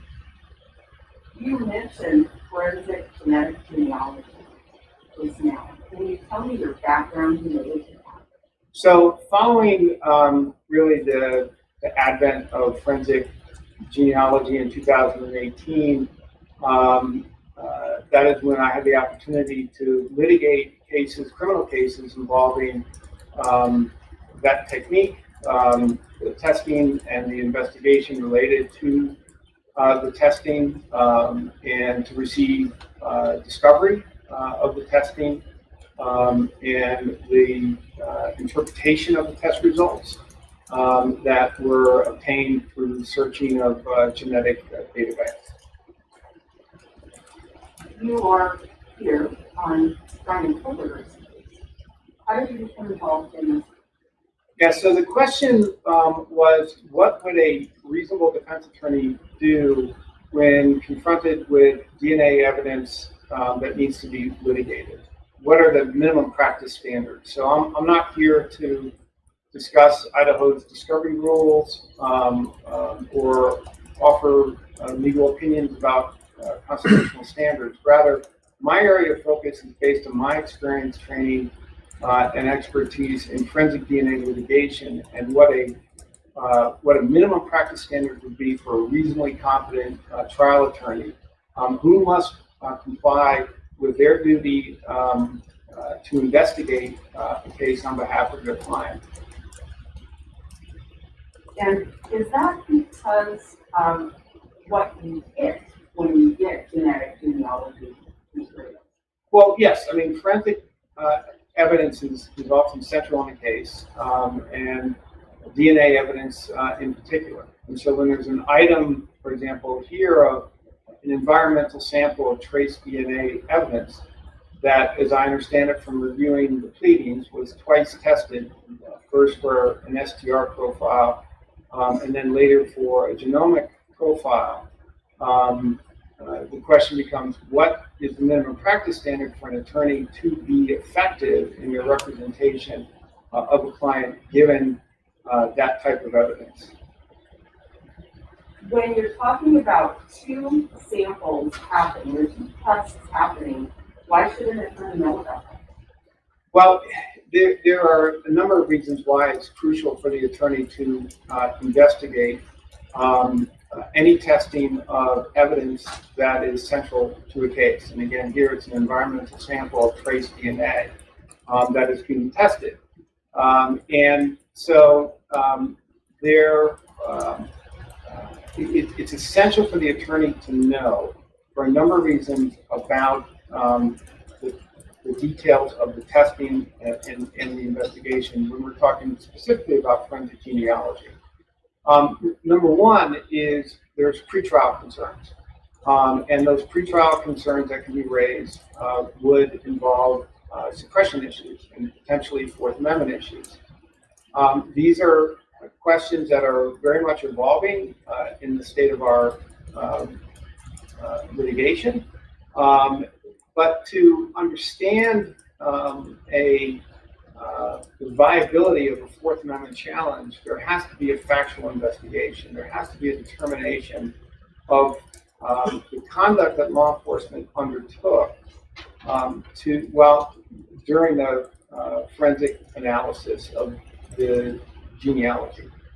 So, for example, was it fast and loose? Was there searching of data banks that violated the terms and conditions of those data banks? Was there surreptitious DNA collection from individuals, targeted individuals in family trees? So these are very fact-specific inquiries that the attorney must know in formulating a suppression challenge under the Fourth Amendment, because it's all about reasonable expectations of privacy. And what's really critical here to understand, and this is close to me from my litigation, early on, the government and law enforcement's argument was always there are minimal privacy interests at stake because forensic DNA profile is like a fingerprint, and it says nothing about who the person is. But now with forensic genealogy, we're talking about genomic profiles, potentially whole genomic profiles, or at the very least a SNP profile, single nucleotide polymorphism profile, single nucleotide polymorphism, an SNP profile that contains a vast amount of information that is very, very private. And so this is a real game changer in the privacy interests that are at stake, and that the attorney needs to understand in investigating the case to assess and to evaluate that suppression issue, that Fourth Amendment issue. So that's one issue pre-trial. There's also concerns about reliability. And by reliability, I'm not talking necessarily about the forensic genomic profile, but I'm talking about the STR profile. And again, because as I understand it from the pleadings, there were multiple tests on the same evidence, environmental sample of trace DNA. One produced a STR profile that I understand from the pleadings is represented as being a single source male profile. The reliability of that needs to be investigated, and certainly through one aspect of that is investigating the laboratory documentation that is provided for the STR testing. But we also have to appreciate, and again, I'm not a DNA scientist or a biologist, but I'm an attorney that works with experts, and I need to know what type of expert to hire. And one thing that I do realize in looking at this is when there's multiple tests of the same piece of evidence, and you have a genomic profile, in other words, potentially the entire human genome that is typed from this environmental sample of trace DNA, or at least an SNP profile, which is somewhere in the neighborhood of 700,000 locations of data. What does that tell us about the STR profile markers? So for example, the STR profile markers, which are typed, are 20 out of 30,000 STR markers overall. And so what I would be investigating with a qualified expert is, number one, and I don't know from the pleadings if there's a whole genome profile that's been developed for the forensic genealogy, but if there is, that should contain STR markers. What does that tell us about the reliability of the STR testing? Is there any potential for artifacts? Is there any potential for an undetected low-level mixture? Those types of questions that are potentially available to inquire and ask about, where you have multiple tests of the same piece of evidence, and it's an environmental sample of trace DNA. Now, if it's just an SNP profile, I say just, but that's 700,000 locations of information that is like a probabilistic future diary of someone's health, medical, and all manner of conditions that are linked to genetics. That may not have the STR markers in it itself, but it will have information SNP markers in the neighborhood of, so to speak, of STR markers that will also shed light potentially on those STR markers and the reliability of those STR markers. So these are, particularly in a capital case, crucial areas of inquiry that must be undertaken by the defense team in conjunction with experts that they retain. But they can't even decide what experts to retain without having the discovery.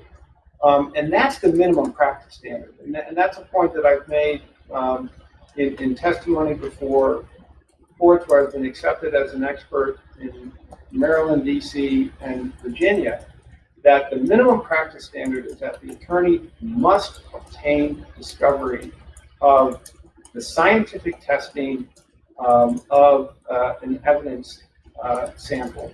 And that, particularly so in a capital case, and particularly where we're talking about an environmental sample of trace DNA, it's absolutely crucial to get that discovery, because then that informs the scope of the investigation, the experts to hire, and what have you. Now, also with respect to forensic genealogy, it's important not to separate this out into all these different components. It is, you have the SNP testing, and then you also have the development of these family trees and database searching. This is all part of the same testing and experiment. They go really hand in hand, and you can't unravel them. They really have to be considered together as a single cord of different strands of the testing and experiment, because the attorney needs to know how these family trees have been developed, because we're talking now about trial issues, and the government is introducing the STR profile.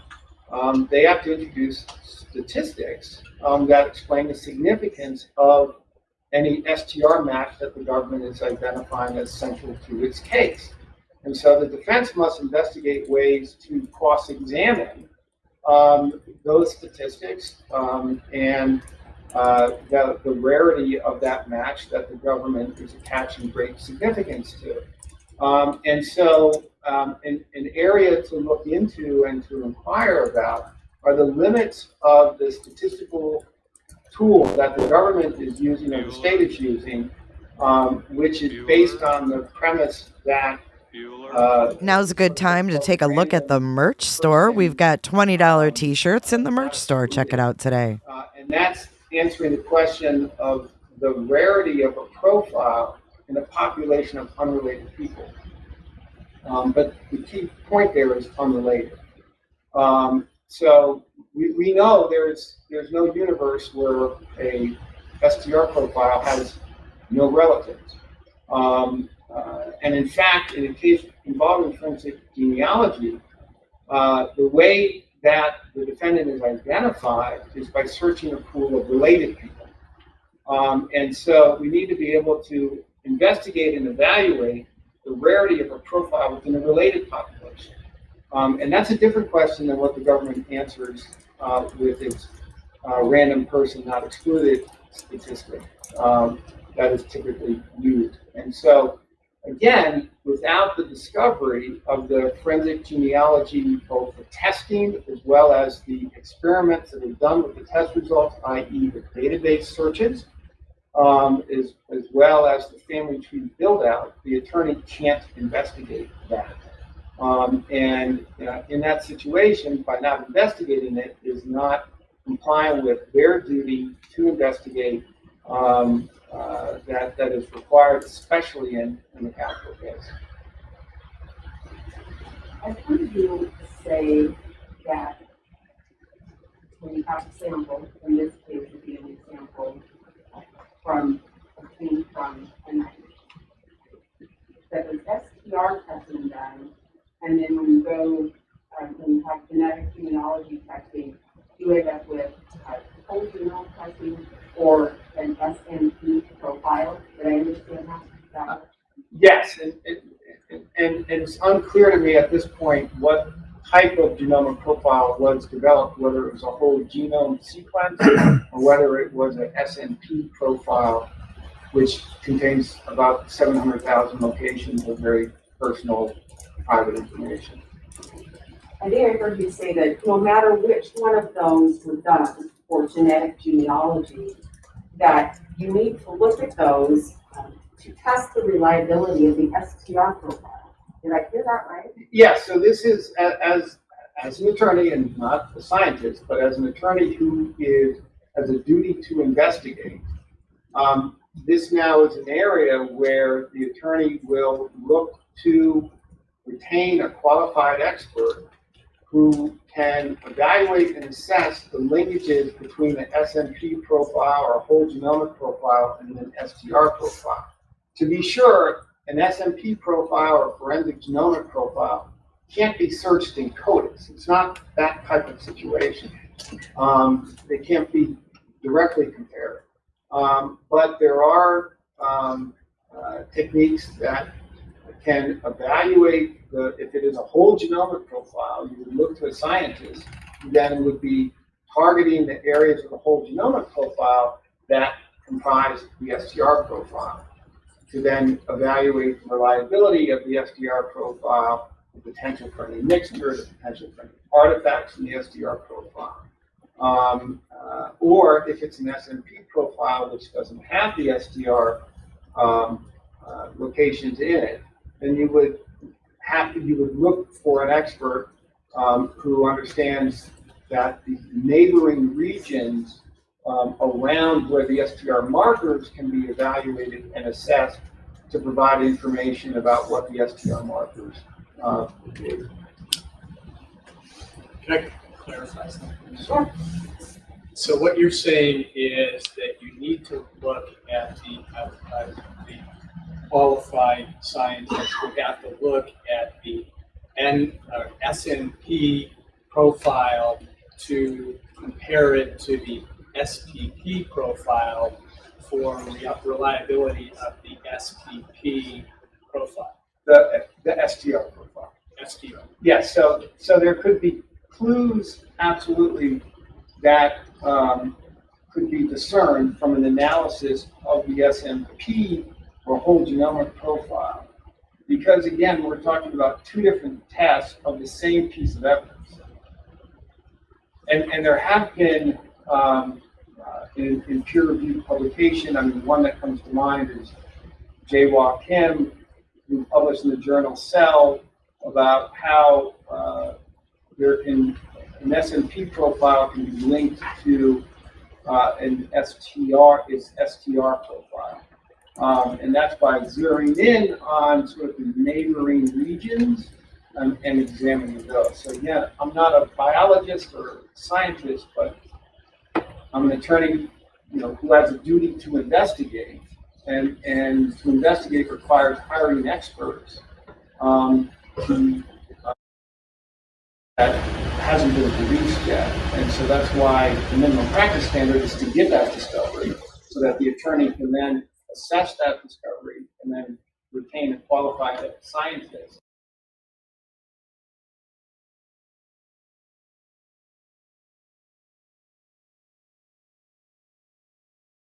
What just happened?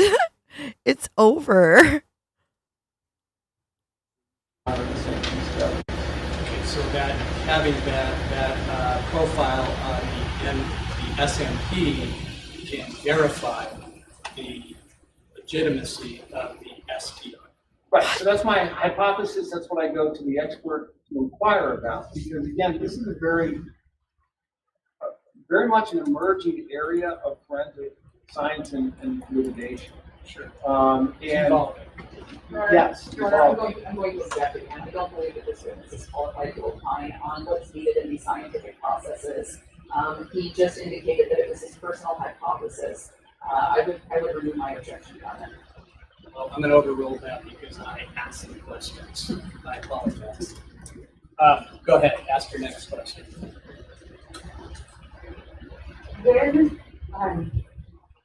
When I'm talking about either the whole genome or the SNP profile, am I looking for just like a sheet of paper that has a bunch of numbers on it, or is there a packet of information that I need to go to my expert? No, you need the raw data of the profile along with, it's similar to the sort of data that you obtain for the SDR test. You get the raw data of the profile, you get the laboratory protocols, you get all the bench notes, you know, how the profile was generated, but also you should get the discovery about how the profile was then searched in different databases and family trees constructed. That was going to be my next question. I heard you say that we can't look at this whole genome sequencing or the SNP in one category and then look at the building the tree to identify from the genetic genealogy piece, the genealogist piece, in its own separate area. They're not two separate lanes that they combine. Yes, they go hand in hand. You do one or the other. I mean, they go together. Why? I'm sorry? Can you tell me why? Can you explain why you say they go together, why you know? Well, the SNP profile is what is searched in the ancestry database to then identify potential relatives, and then family trees are built out. That's the object of the SNP testing. What's important to know from a defense perspective in terms of trial work and potential areas of cross-examination, the government's going to be introducing a statistic that is premised on the assumption of an unrelated universe of people. So what's the chance of finding a profile in a population where there's no relatedness between that profile and anyone in that universe? And so, as you know from talking about this whole concept of forensic genealogy, people who are related have similar DNA. And so the statistics change when you are talking about the chance of finding a profile within a related pool or related universe of individuals. And that's a legitimate area of inquiry on cross-examination for the defense to demonstrate the limitations of the statistical questions that the state is presenting to its expert witness. And to do that, you need to know, for example, who the population of related people are, who is often, from my work on the forensic genealogy, what I've seen is that when a match is found, when the STR match is found, then all building out, all further testing stops on the forensic genealogy side. And so it's important to know who hasn't been tested on the Let's look at some related crime scene photos. Just kidding. in terms of developing cross-examination about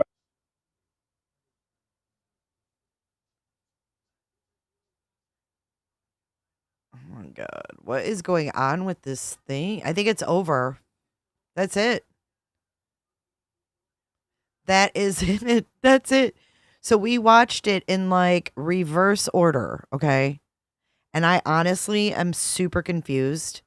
So I'm going to end the stream and we're going to chapter this so that I can re-listen to it in the same order. Yes, for you, Diana, I have new Fox Digital photos that I haven't seen before. So we're going to have to do a live on that because I found some new ones that I went ahead and saved to my already full hard drive. I'm going to put a external hard drive on my wish list because my computer buffers because I ran out of space. And I want to be able to save all these Fox Digital pictures because a lot of them are so telling. Yeah, totally going to have to rewatch this in order. Do you guys think I should download it or just chapter it? I think if I chapter it, I'll put 1, 2, 3, and then we can just click the thing. So in case you forgot, before we forget, these are Kohberger's hands. This is right after the arrest. We talk about Kohberger's hands here a lot. But this is very disturbing. So we'd like to be reminded that when he was arrested, this is what his hands look like. My summary, I don't even really understand. Yeah, it's over because it was put out in 3 parts. And those 3 parts came out in the wrong order. So we literally watched part 2, then part 3, then part 1. So when we end this, I'm going to make a chapter and then you can click around and watch them in order.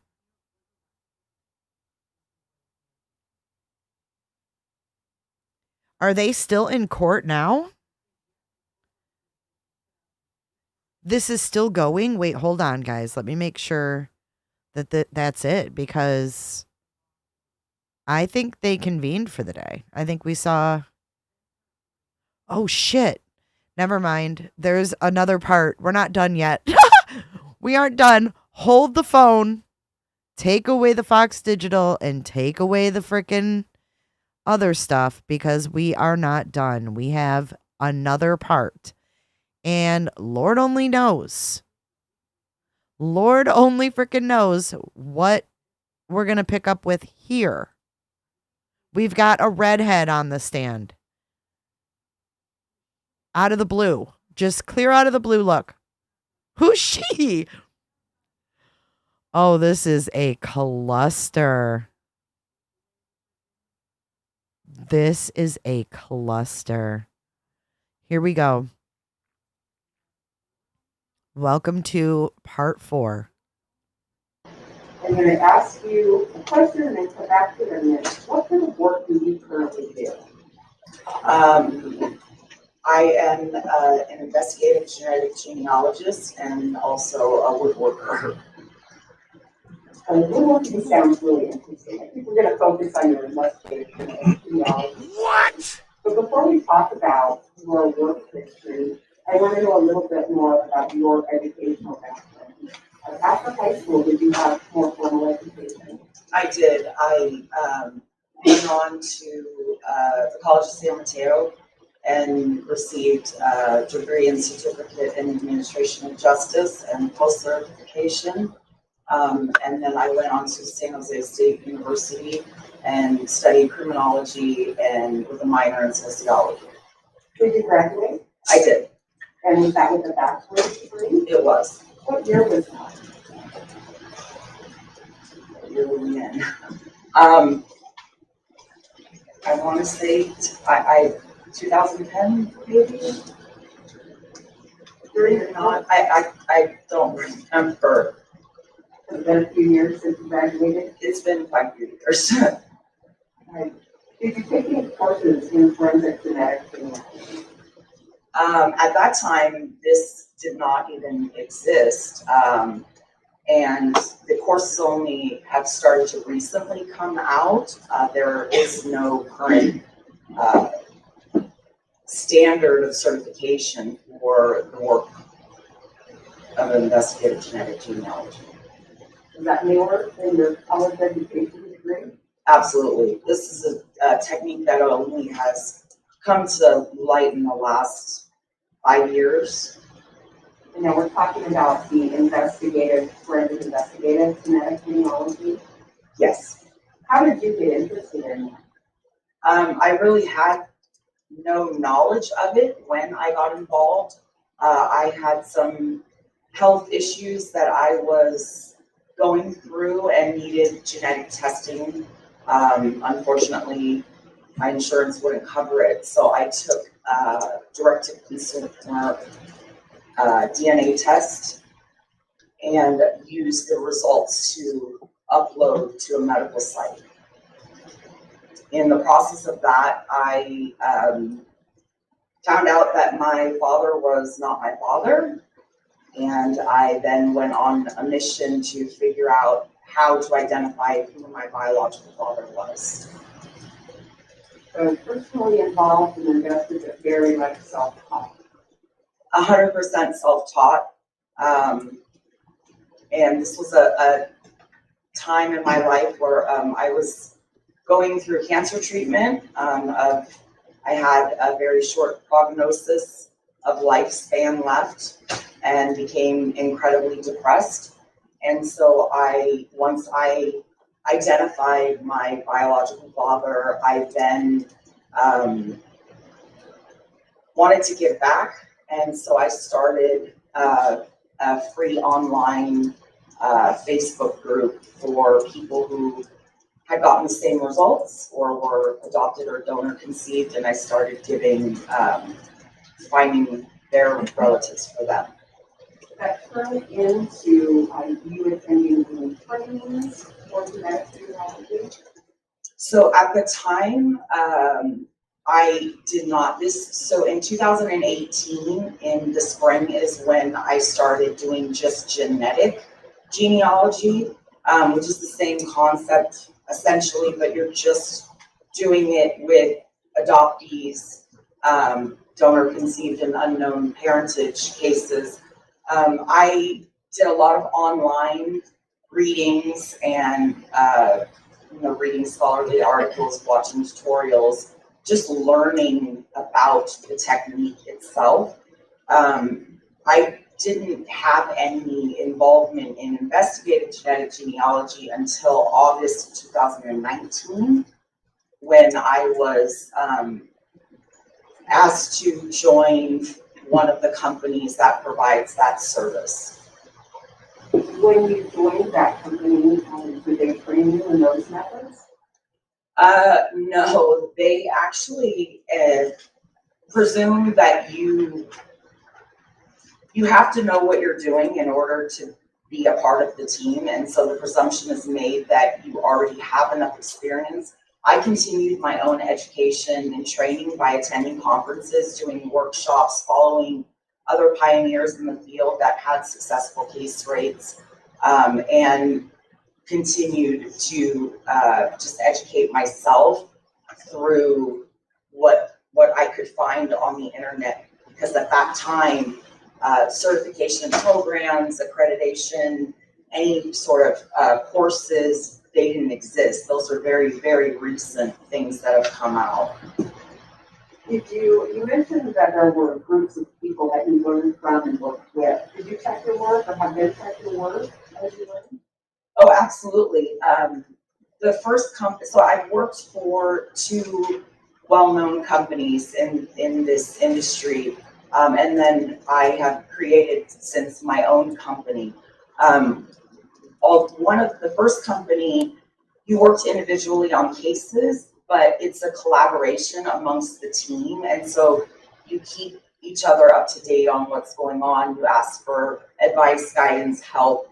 The second company that I worked for was more of a team structured way of working cases, and that was at the point when I began actually training all incoming volunteers that wanted to get to learn how to work these cases. That first company you worked for, what was that called? Identifinders International. And how many years did you work for Identifinders? Just over 2.5 years. And that's where you did investigating genetic genealogy and other teenage check your work. Yes, with Identifinders, I only did suspect cases, so only murder and rape, violent crime cases. They did not do DOE cases at the time that I was working with them. So you're talking about those kind of cases that you did, so for law enforcement, you were identifying somebody that was unknown. Yes. Okay, and you worked with checks there while you did that for 2.5 years? Yes. Okay. The next place you worked, what was that? The DNA DOE project. What do you mean by that? You mentioned that in your last. DOE is an unidentified remains. The DNA DOE project specifically takes on adult DOE cases, not baby cases. So I worked those cases on my own with my company, but it's identifying not suspects, only unidentified remains. And you were not law enforcement there. You were not doing anything for law enforcement there, so it's a little bit different. Do I understand that right? So for both companies, we were working on behalf of law enforcement. We would contract these cases with law enforcement, but law enforcement was not in fact working the case. The genealogists were working the cases. For law enforcement to get an answer? Yes. All right, and so how long did you work at that place? I was with the DNA Doe Project for about 2 years. And is that where you did some teaching and training about genetic genealogy? Yes. From there, where did your career take you? Well, I ended up opening my own company, but the DNA Doe Project offered me the opportunity to be an intake specialist. So my primary role was when somebody was interested in doing this type of work and wanted to learn the technique, we would bring them on board, and I was the one who would teach them the process. So all new volunteers were on a specific case that was run by me, and I would not only train them, but also check their work, make sure that they were documenting things properly and that the documents matched with the proper person that they had put in the tree. I also, the University of New Haven had also started a forensic investigative genetic genealogy course that you could take that had a practicum at the end of it. The DNA Doe Project was the first organization that took on a cohort of students. The first year of this course that was offered, it wasn't fine-tuned.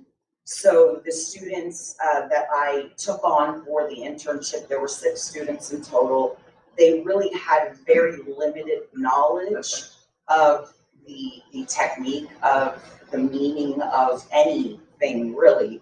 And so I would spend hours training them, and at the end of 7 weeks, I led them to a solve of a case. You were trusted the case? Yes, I was. Do you know roughly how many law enforcement forensic investigative genetic genealogy cases you worked? I have worked just for law enforcement cases probably around 25 to 30. And the Doe Project, how many of those kinds of cases? So that would include all cases. The 25 includes the Doe cases?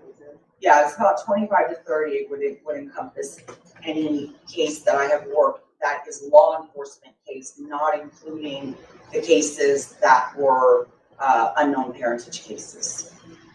And of the other kinds of genetic genealogy, how many times have you worked with case in genetic genealogy other than that? How many cases? Minimum 25. I still have people every day who, it depends. Some people just don't know what any of this means. And so it's as simple as just looking at their matches and explaining it to them, and they do it on their own. But actually working cases, probably another 25 to 30 that are just unknown parentage cases. And have you testified before in court? I have not. Let's talk about what brings you here. How did you get involved in our case with Bryan? I was contacted by defense. Well, I take that back. I was contacted by somebody in this field. I don't know if I can say who it was or if it's relevant. Asking if I would be willing to talk to the defense. And I agreed, and I had that, it was a Zoom call in which I was asked basically just to explain the process in which I go through from start to finish on a case. So what is, from when law enforcement contacts me to when I provide the investigative lead back to law enforcement, what is the process? And that was the extent of my involvement at the time. Ms. Vargas, what I want to do is I want to briefly run through that. What do you do when law enforcement calls you and you get through? What's your first step? So it's a complex, it's very complex. Essentially, law enforcement will contact me and say they have a case that they are unable to solve and they would like to, they like my services. I first evaluate what type of case is it, and are there any, what is the DNA that is involved? Do we have to extract the DNA? Have you already extracted the DNA? So there's a lot of preliminary questions. Once we establish that and they agree to have me take on the case, I have them set up to ship the sample, whether it be something that needs to be extracted to the lab that does that, or DNA that's already been extracted that needs to be sequenced. The law enforcement agency will then send that to a third party. I just want to interrupt this with a news brief. 2 minutes ago in the courtroom, the pool photographer just got a firm scolding from the bailiff. At the last hearing, the judge instructed the pool to shoot the courtroom wide and not focus on Kohberger. It's possible this is a different photographer, but apparently that's what just went down in the courtroom. Let's continue. Forensic lab.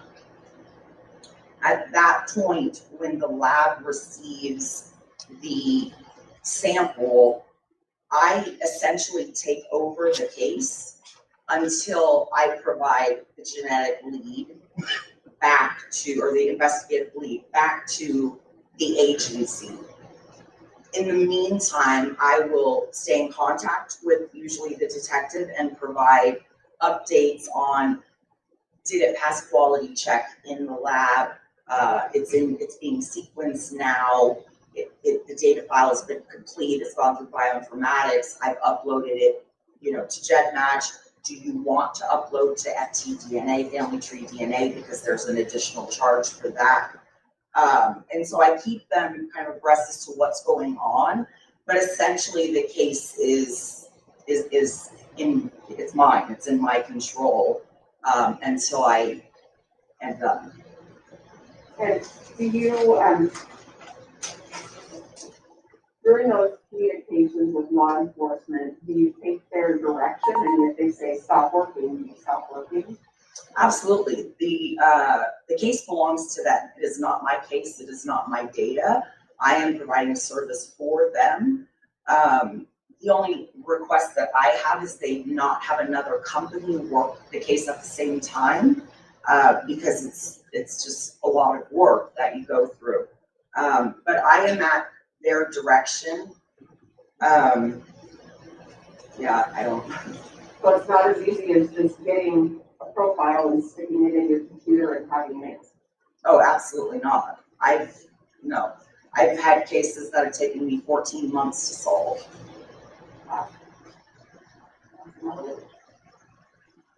Why, you mentioned you use GEDmatch or Family Tree DNA, but there's an extra fee involved in that. Can you explain that a little more?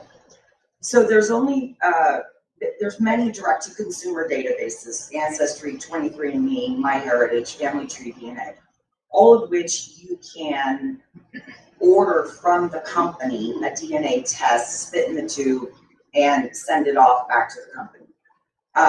Ancestry and 23andMe allow you to download your data and upload free to these other sites as a normal consumer.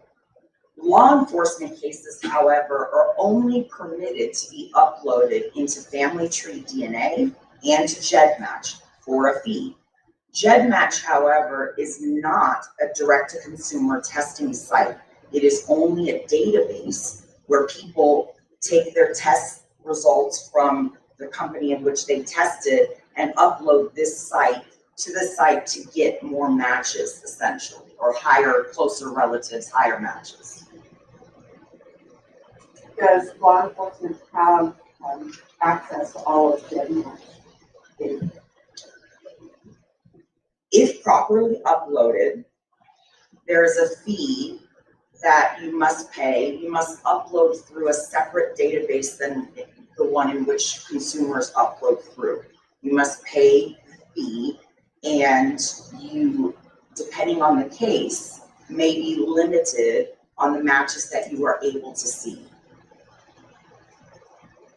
Why is that? The terms of service have changed several times since the Golden State Killer case came out, and which investigative genetic genealogy became very popular. It used to have everyone opted in, then GEDmatch opted everybody out, and you had to choose to opt into law enforcement matching as a consumer. Then it decided to automatically opt Doe cases in. So to break that down, if you were to take a DNA test in Ancestry and want to upload to GEDmatch, when you input that file, it's going to ask you, do you consent to law enforcement matching? And if you hit no, and I am working violent crime non-Doe case, I should not be able to see that you are a match to my unknown DNA contributor. You said should not. Should not. Does it happen anyway?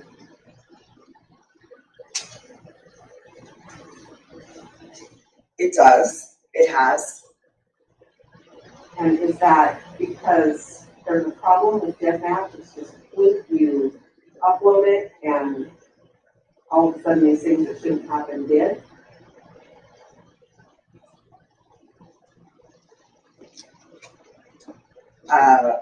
There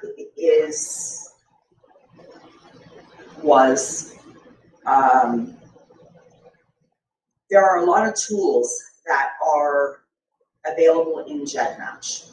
These tools allow you to make comparisons of two or more people and how they relate to each other and share DNA.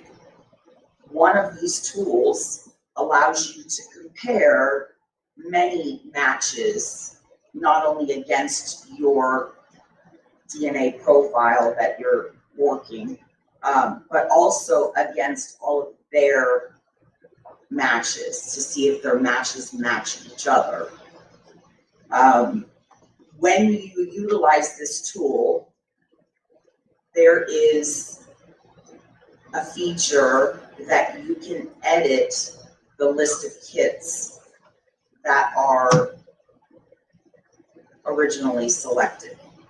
What does that mean, edit the list of kits? So when you upload your profile, it takes about 24, 48, 72 hours max to batch and tokenize in the system. It then produces a list of matches, okay? And these matches are biological relatives to the unknown DNA contributor. We don't know right away what relationship they are, but they are all biological relatives, okay? One of the tools is called the matrix tool. And what the matrix does is it compares the match, the DNA profile against a specified number of the profile's matches. So for example, if I run the profile's kit number, they're all given a kit number. If I run the profile's kit number and I compare it to 100 of the profile's top matches, it will in turn compare the profile to all of the matches and all of the matches to everyone on that list of 100 people. Okay? I think I see what you're saying. Let me make sure. So you have one person, you get a list of their matches, but this tool also gives you a list of those matches. So it's a multi-step process. So initially, if I am putting my subject's DNA in the system, I don't know who it belongs to, I put their kit number in. You get a kit number after you upload the data, okay? I put the kit number in, I run a tool called one-to-many, and it's gonna show the top 500 matches that this subject has. I then would go to utilize the manipulation tool, the loophole. You would then go click the top match and run their matches. So the top match of your subject's top match, you would run their matches, okay? Once you run their matches, there is a tool that allows you to edit that list of matches. So we're looking at the matches of the subject's top relative, not the subject's matches, right? When you edit the kit list, if you put the subject's kit number into this tool that you're going to now analyze, these matches, it tricks the system and allows you to see matches that you wouldn't have seen when you ran your initial match list. And those can include people that did not agree with law enforcement to see their DNA. Those matches that are revealed are only matches that have been opted out. And that is only the ones that are supposed to see. They're only the ones. If you see that the subject matches one of these people, because again, you're not looking at your subject's matches, you're looking at that person's top cousin, let's say, that top cousin's matches, right? When you put your subject's kit number in there, you're gonna see now his kit, her kit, compared against the matches of their top match. When you find, you then scroll down and you look, oh, here's a match for 100 centimorgans. You go back to your screen where you have your list of your subject matches and you say, I don't have a match with 100 centimorgans.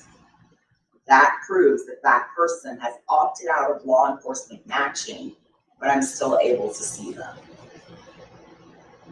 And so that's a way to use the tool to get past what law enforcement is supposed to do.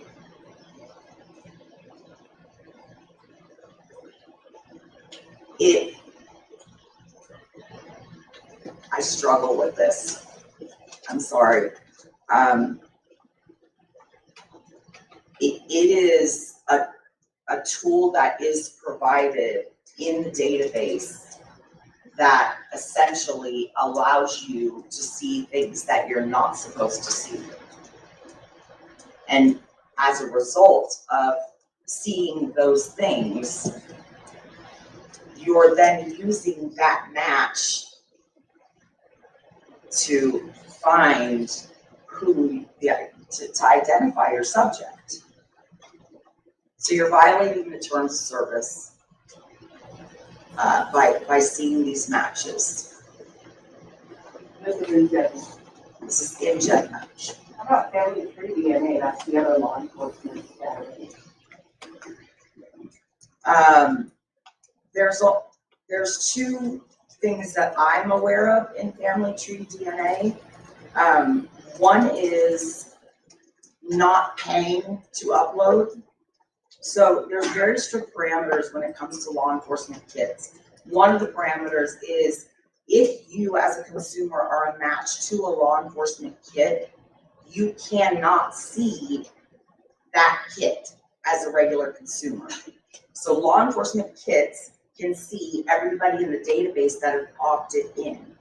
Now, Family Tree also has an opt-in out feature that is not the same as GEDmatch. You have to go into the settings and find it and toggle whether or not you choose to opt in or out. Many people are unaware of this.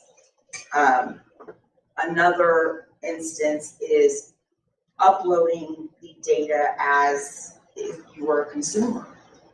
You bypass the fees that you're supposed to pay to Family Tree DNA for a law enforcement kit, whereas a consumer it's free. And you also get full access to the database, including matches that have opted out. Does this happen? Yes. If I'm an attorney and I have a case where genetic genealogy has been utilized by law enforcement, and I want to know if they follow the protocols and rules, do I need the genetic genealogy information that, like you produce as a forensic genetic genealogist? Do I need that information so I don't know? If you wanted to know what the process was, whether or not there was work product, if you wanted to verify how did you come to your conclusion, absolutely. How about if I wanted to know what the rules were like? You would need the data. You would need to see the data. Just a second while I check my notes.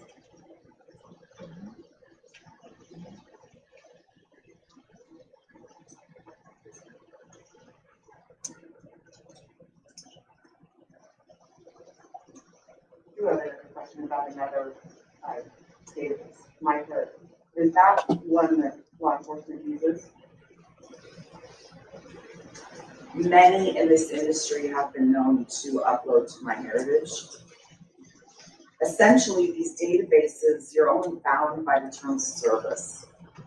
And there are workarounds in every one of the databases that somebody knows about and has told you about, or you yourself have tried.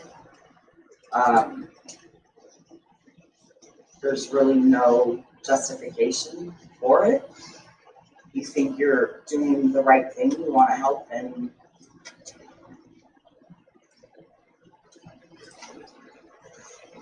There's a lot of information in genetic genealogy, isn't there?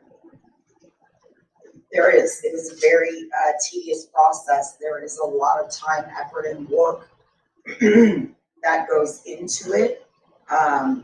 In the end, what I provide to law enforcement is an investigative lead, and it is up to the agency to then take over their case and confirm that my lead is in fact correct.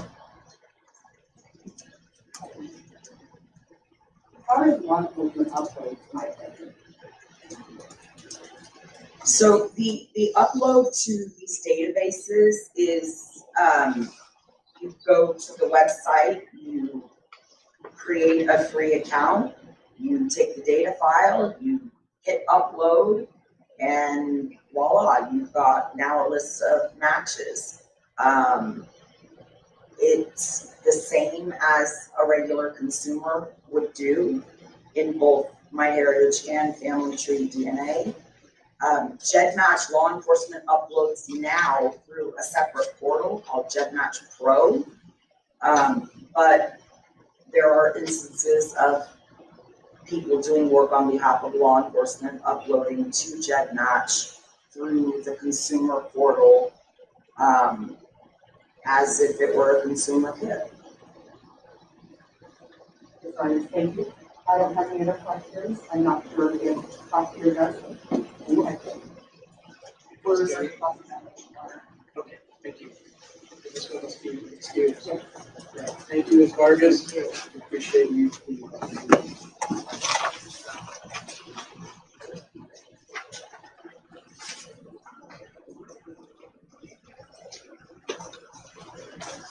Okay, well, that was interesting.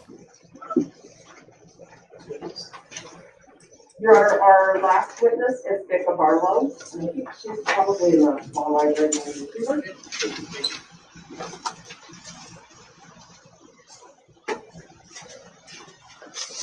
I wouldn't send my DNA anywhere either. Hells no. I don't think it's over quite yet. They are really weird about their recording. It's frozen, but I don't think it stays frozen. Maybe it is over. Yeah, that's the end of the recording. Okay, so where the heck do we stand with this? I am so confused. She was an interesting witness. How? Oh, we're back. What the hell? So I guess they're back in court as of 30 minutes ago. Okay, as of 30 minutes ago. Record Crate, thanks for subscribing. I like your name. 30 minutes ago, they came back from their break. Here's a picture. Like, what is he smiling about? Very fake, very forced. I don't know. What's your guys' feelings? Let me see. I don't think anything else has come out yet. Because I think they just went back in. Yeah.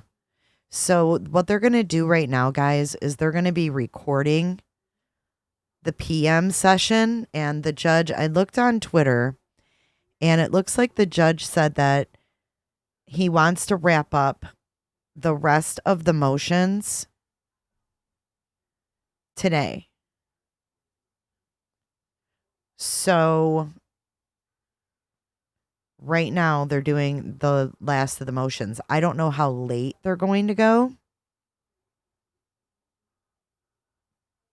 but we can reconvene when the rest comes out. Because right now I want to get the chapters up. Yeah, it's a weird picture, isn't it? And you guys can go eat dinner and take a break. And when it comes out, I will come back live and we will watch the PM session. So the AM session is what we just watched. Then they took a lunch and now they're doing the PM session. So just as a reminder, they record it and then they release it. So we don't get it in real time. We get it after it happens.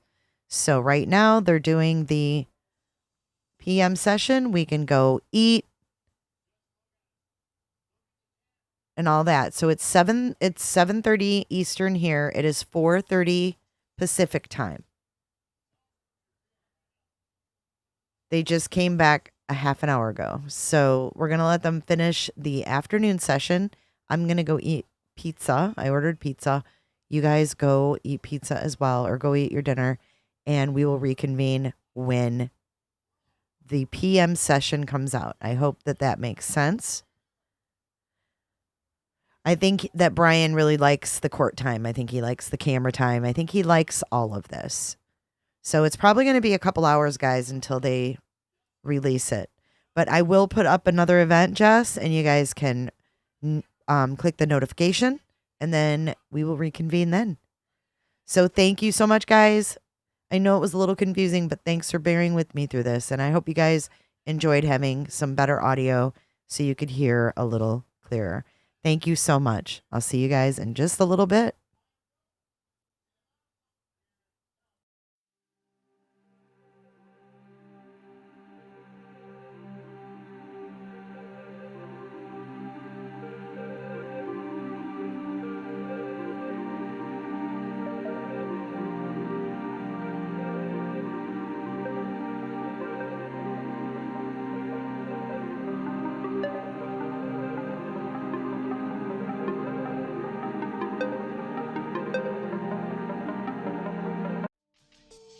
Be sure to check out my other videos and playlists for more true crime content. And if that's not enough, you can join our Patreon. Don't have a tinfoil hat? It's okay. We'll make you one. It's that easy. See you guys in the next video. See you later. Bye. Go, shorty. It's your birthday.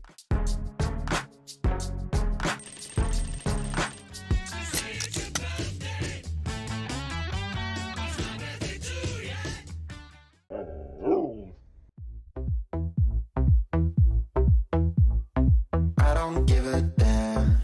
I don't really care about you and your problems. I don't give a damn. You talk way too much. I have heard enough about you and your problems. I don't give a damn. I don't give a damn. Damn, damn.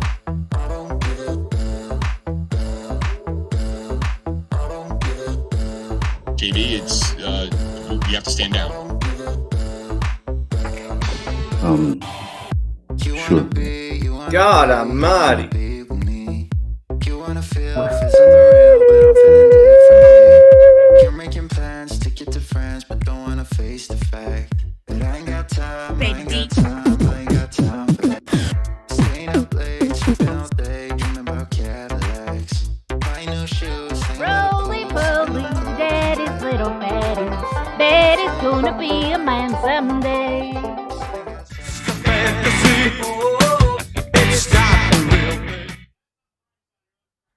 Hi, Jennifer.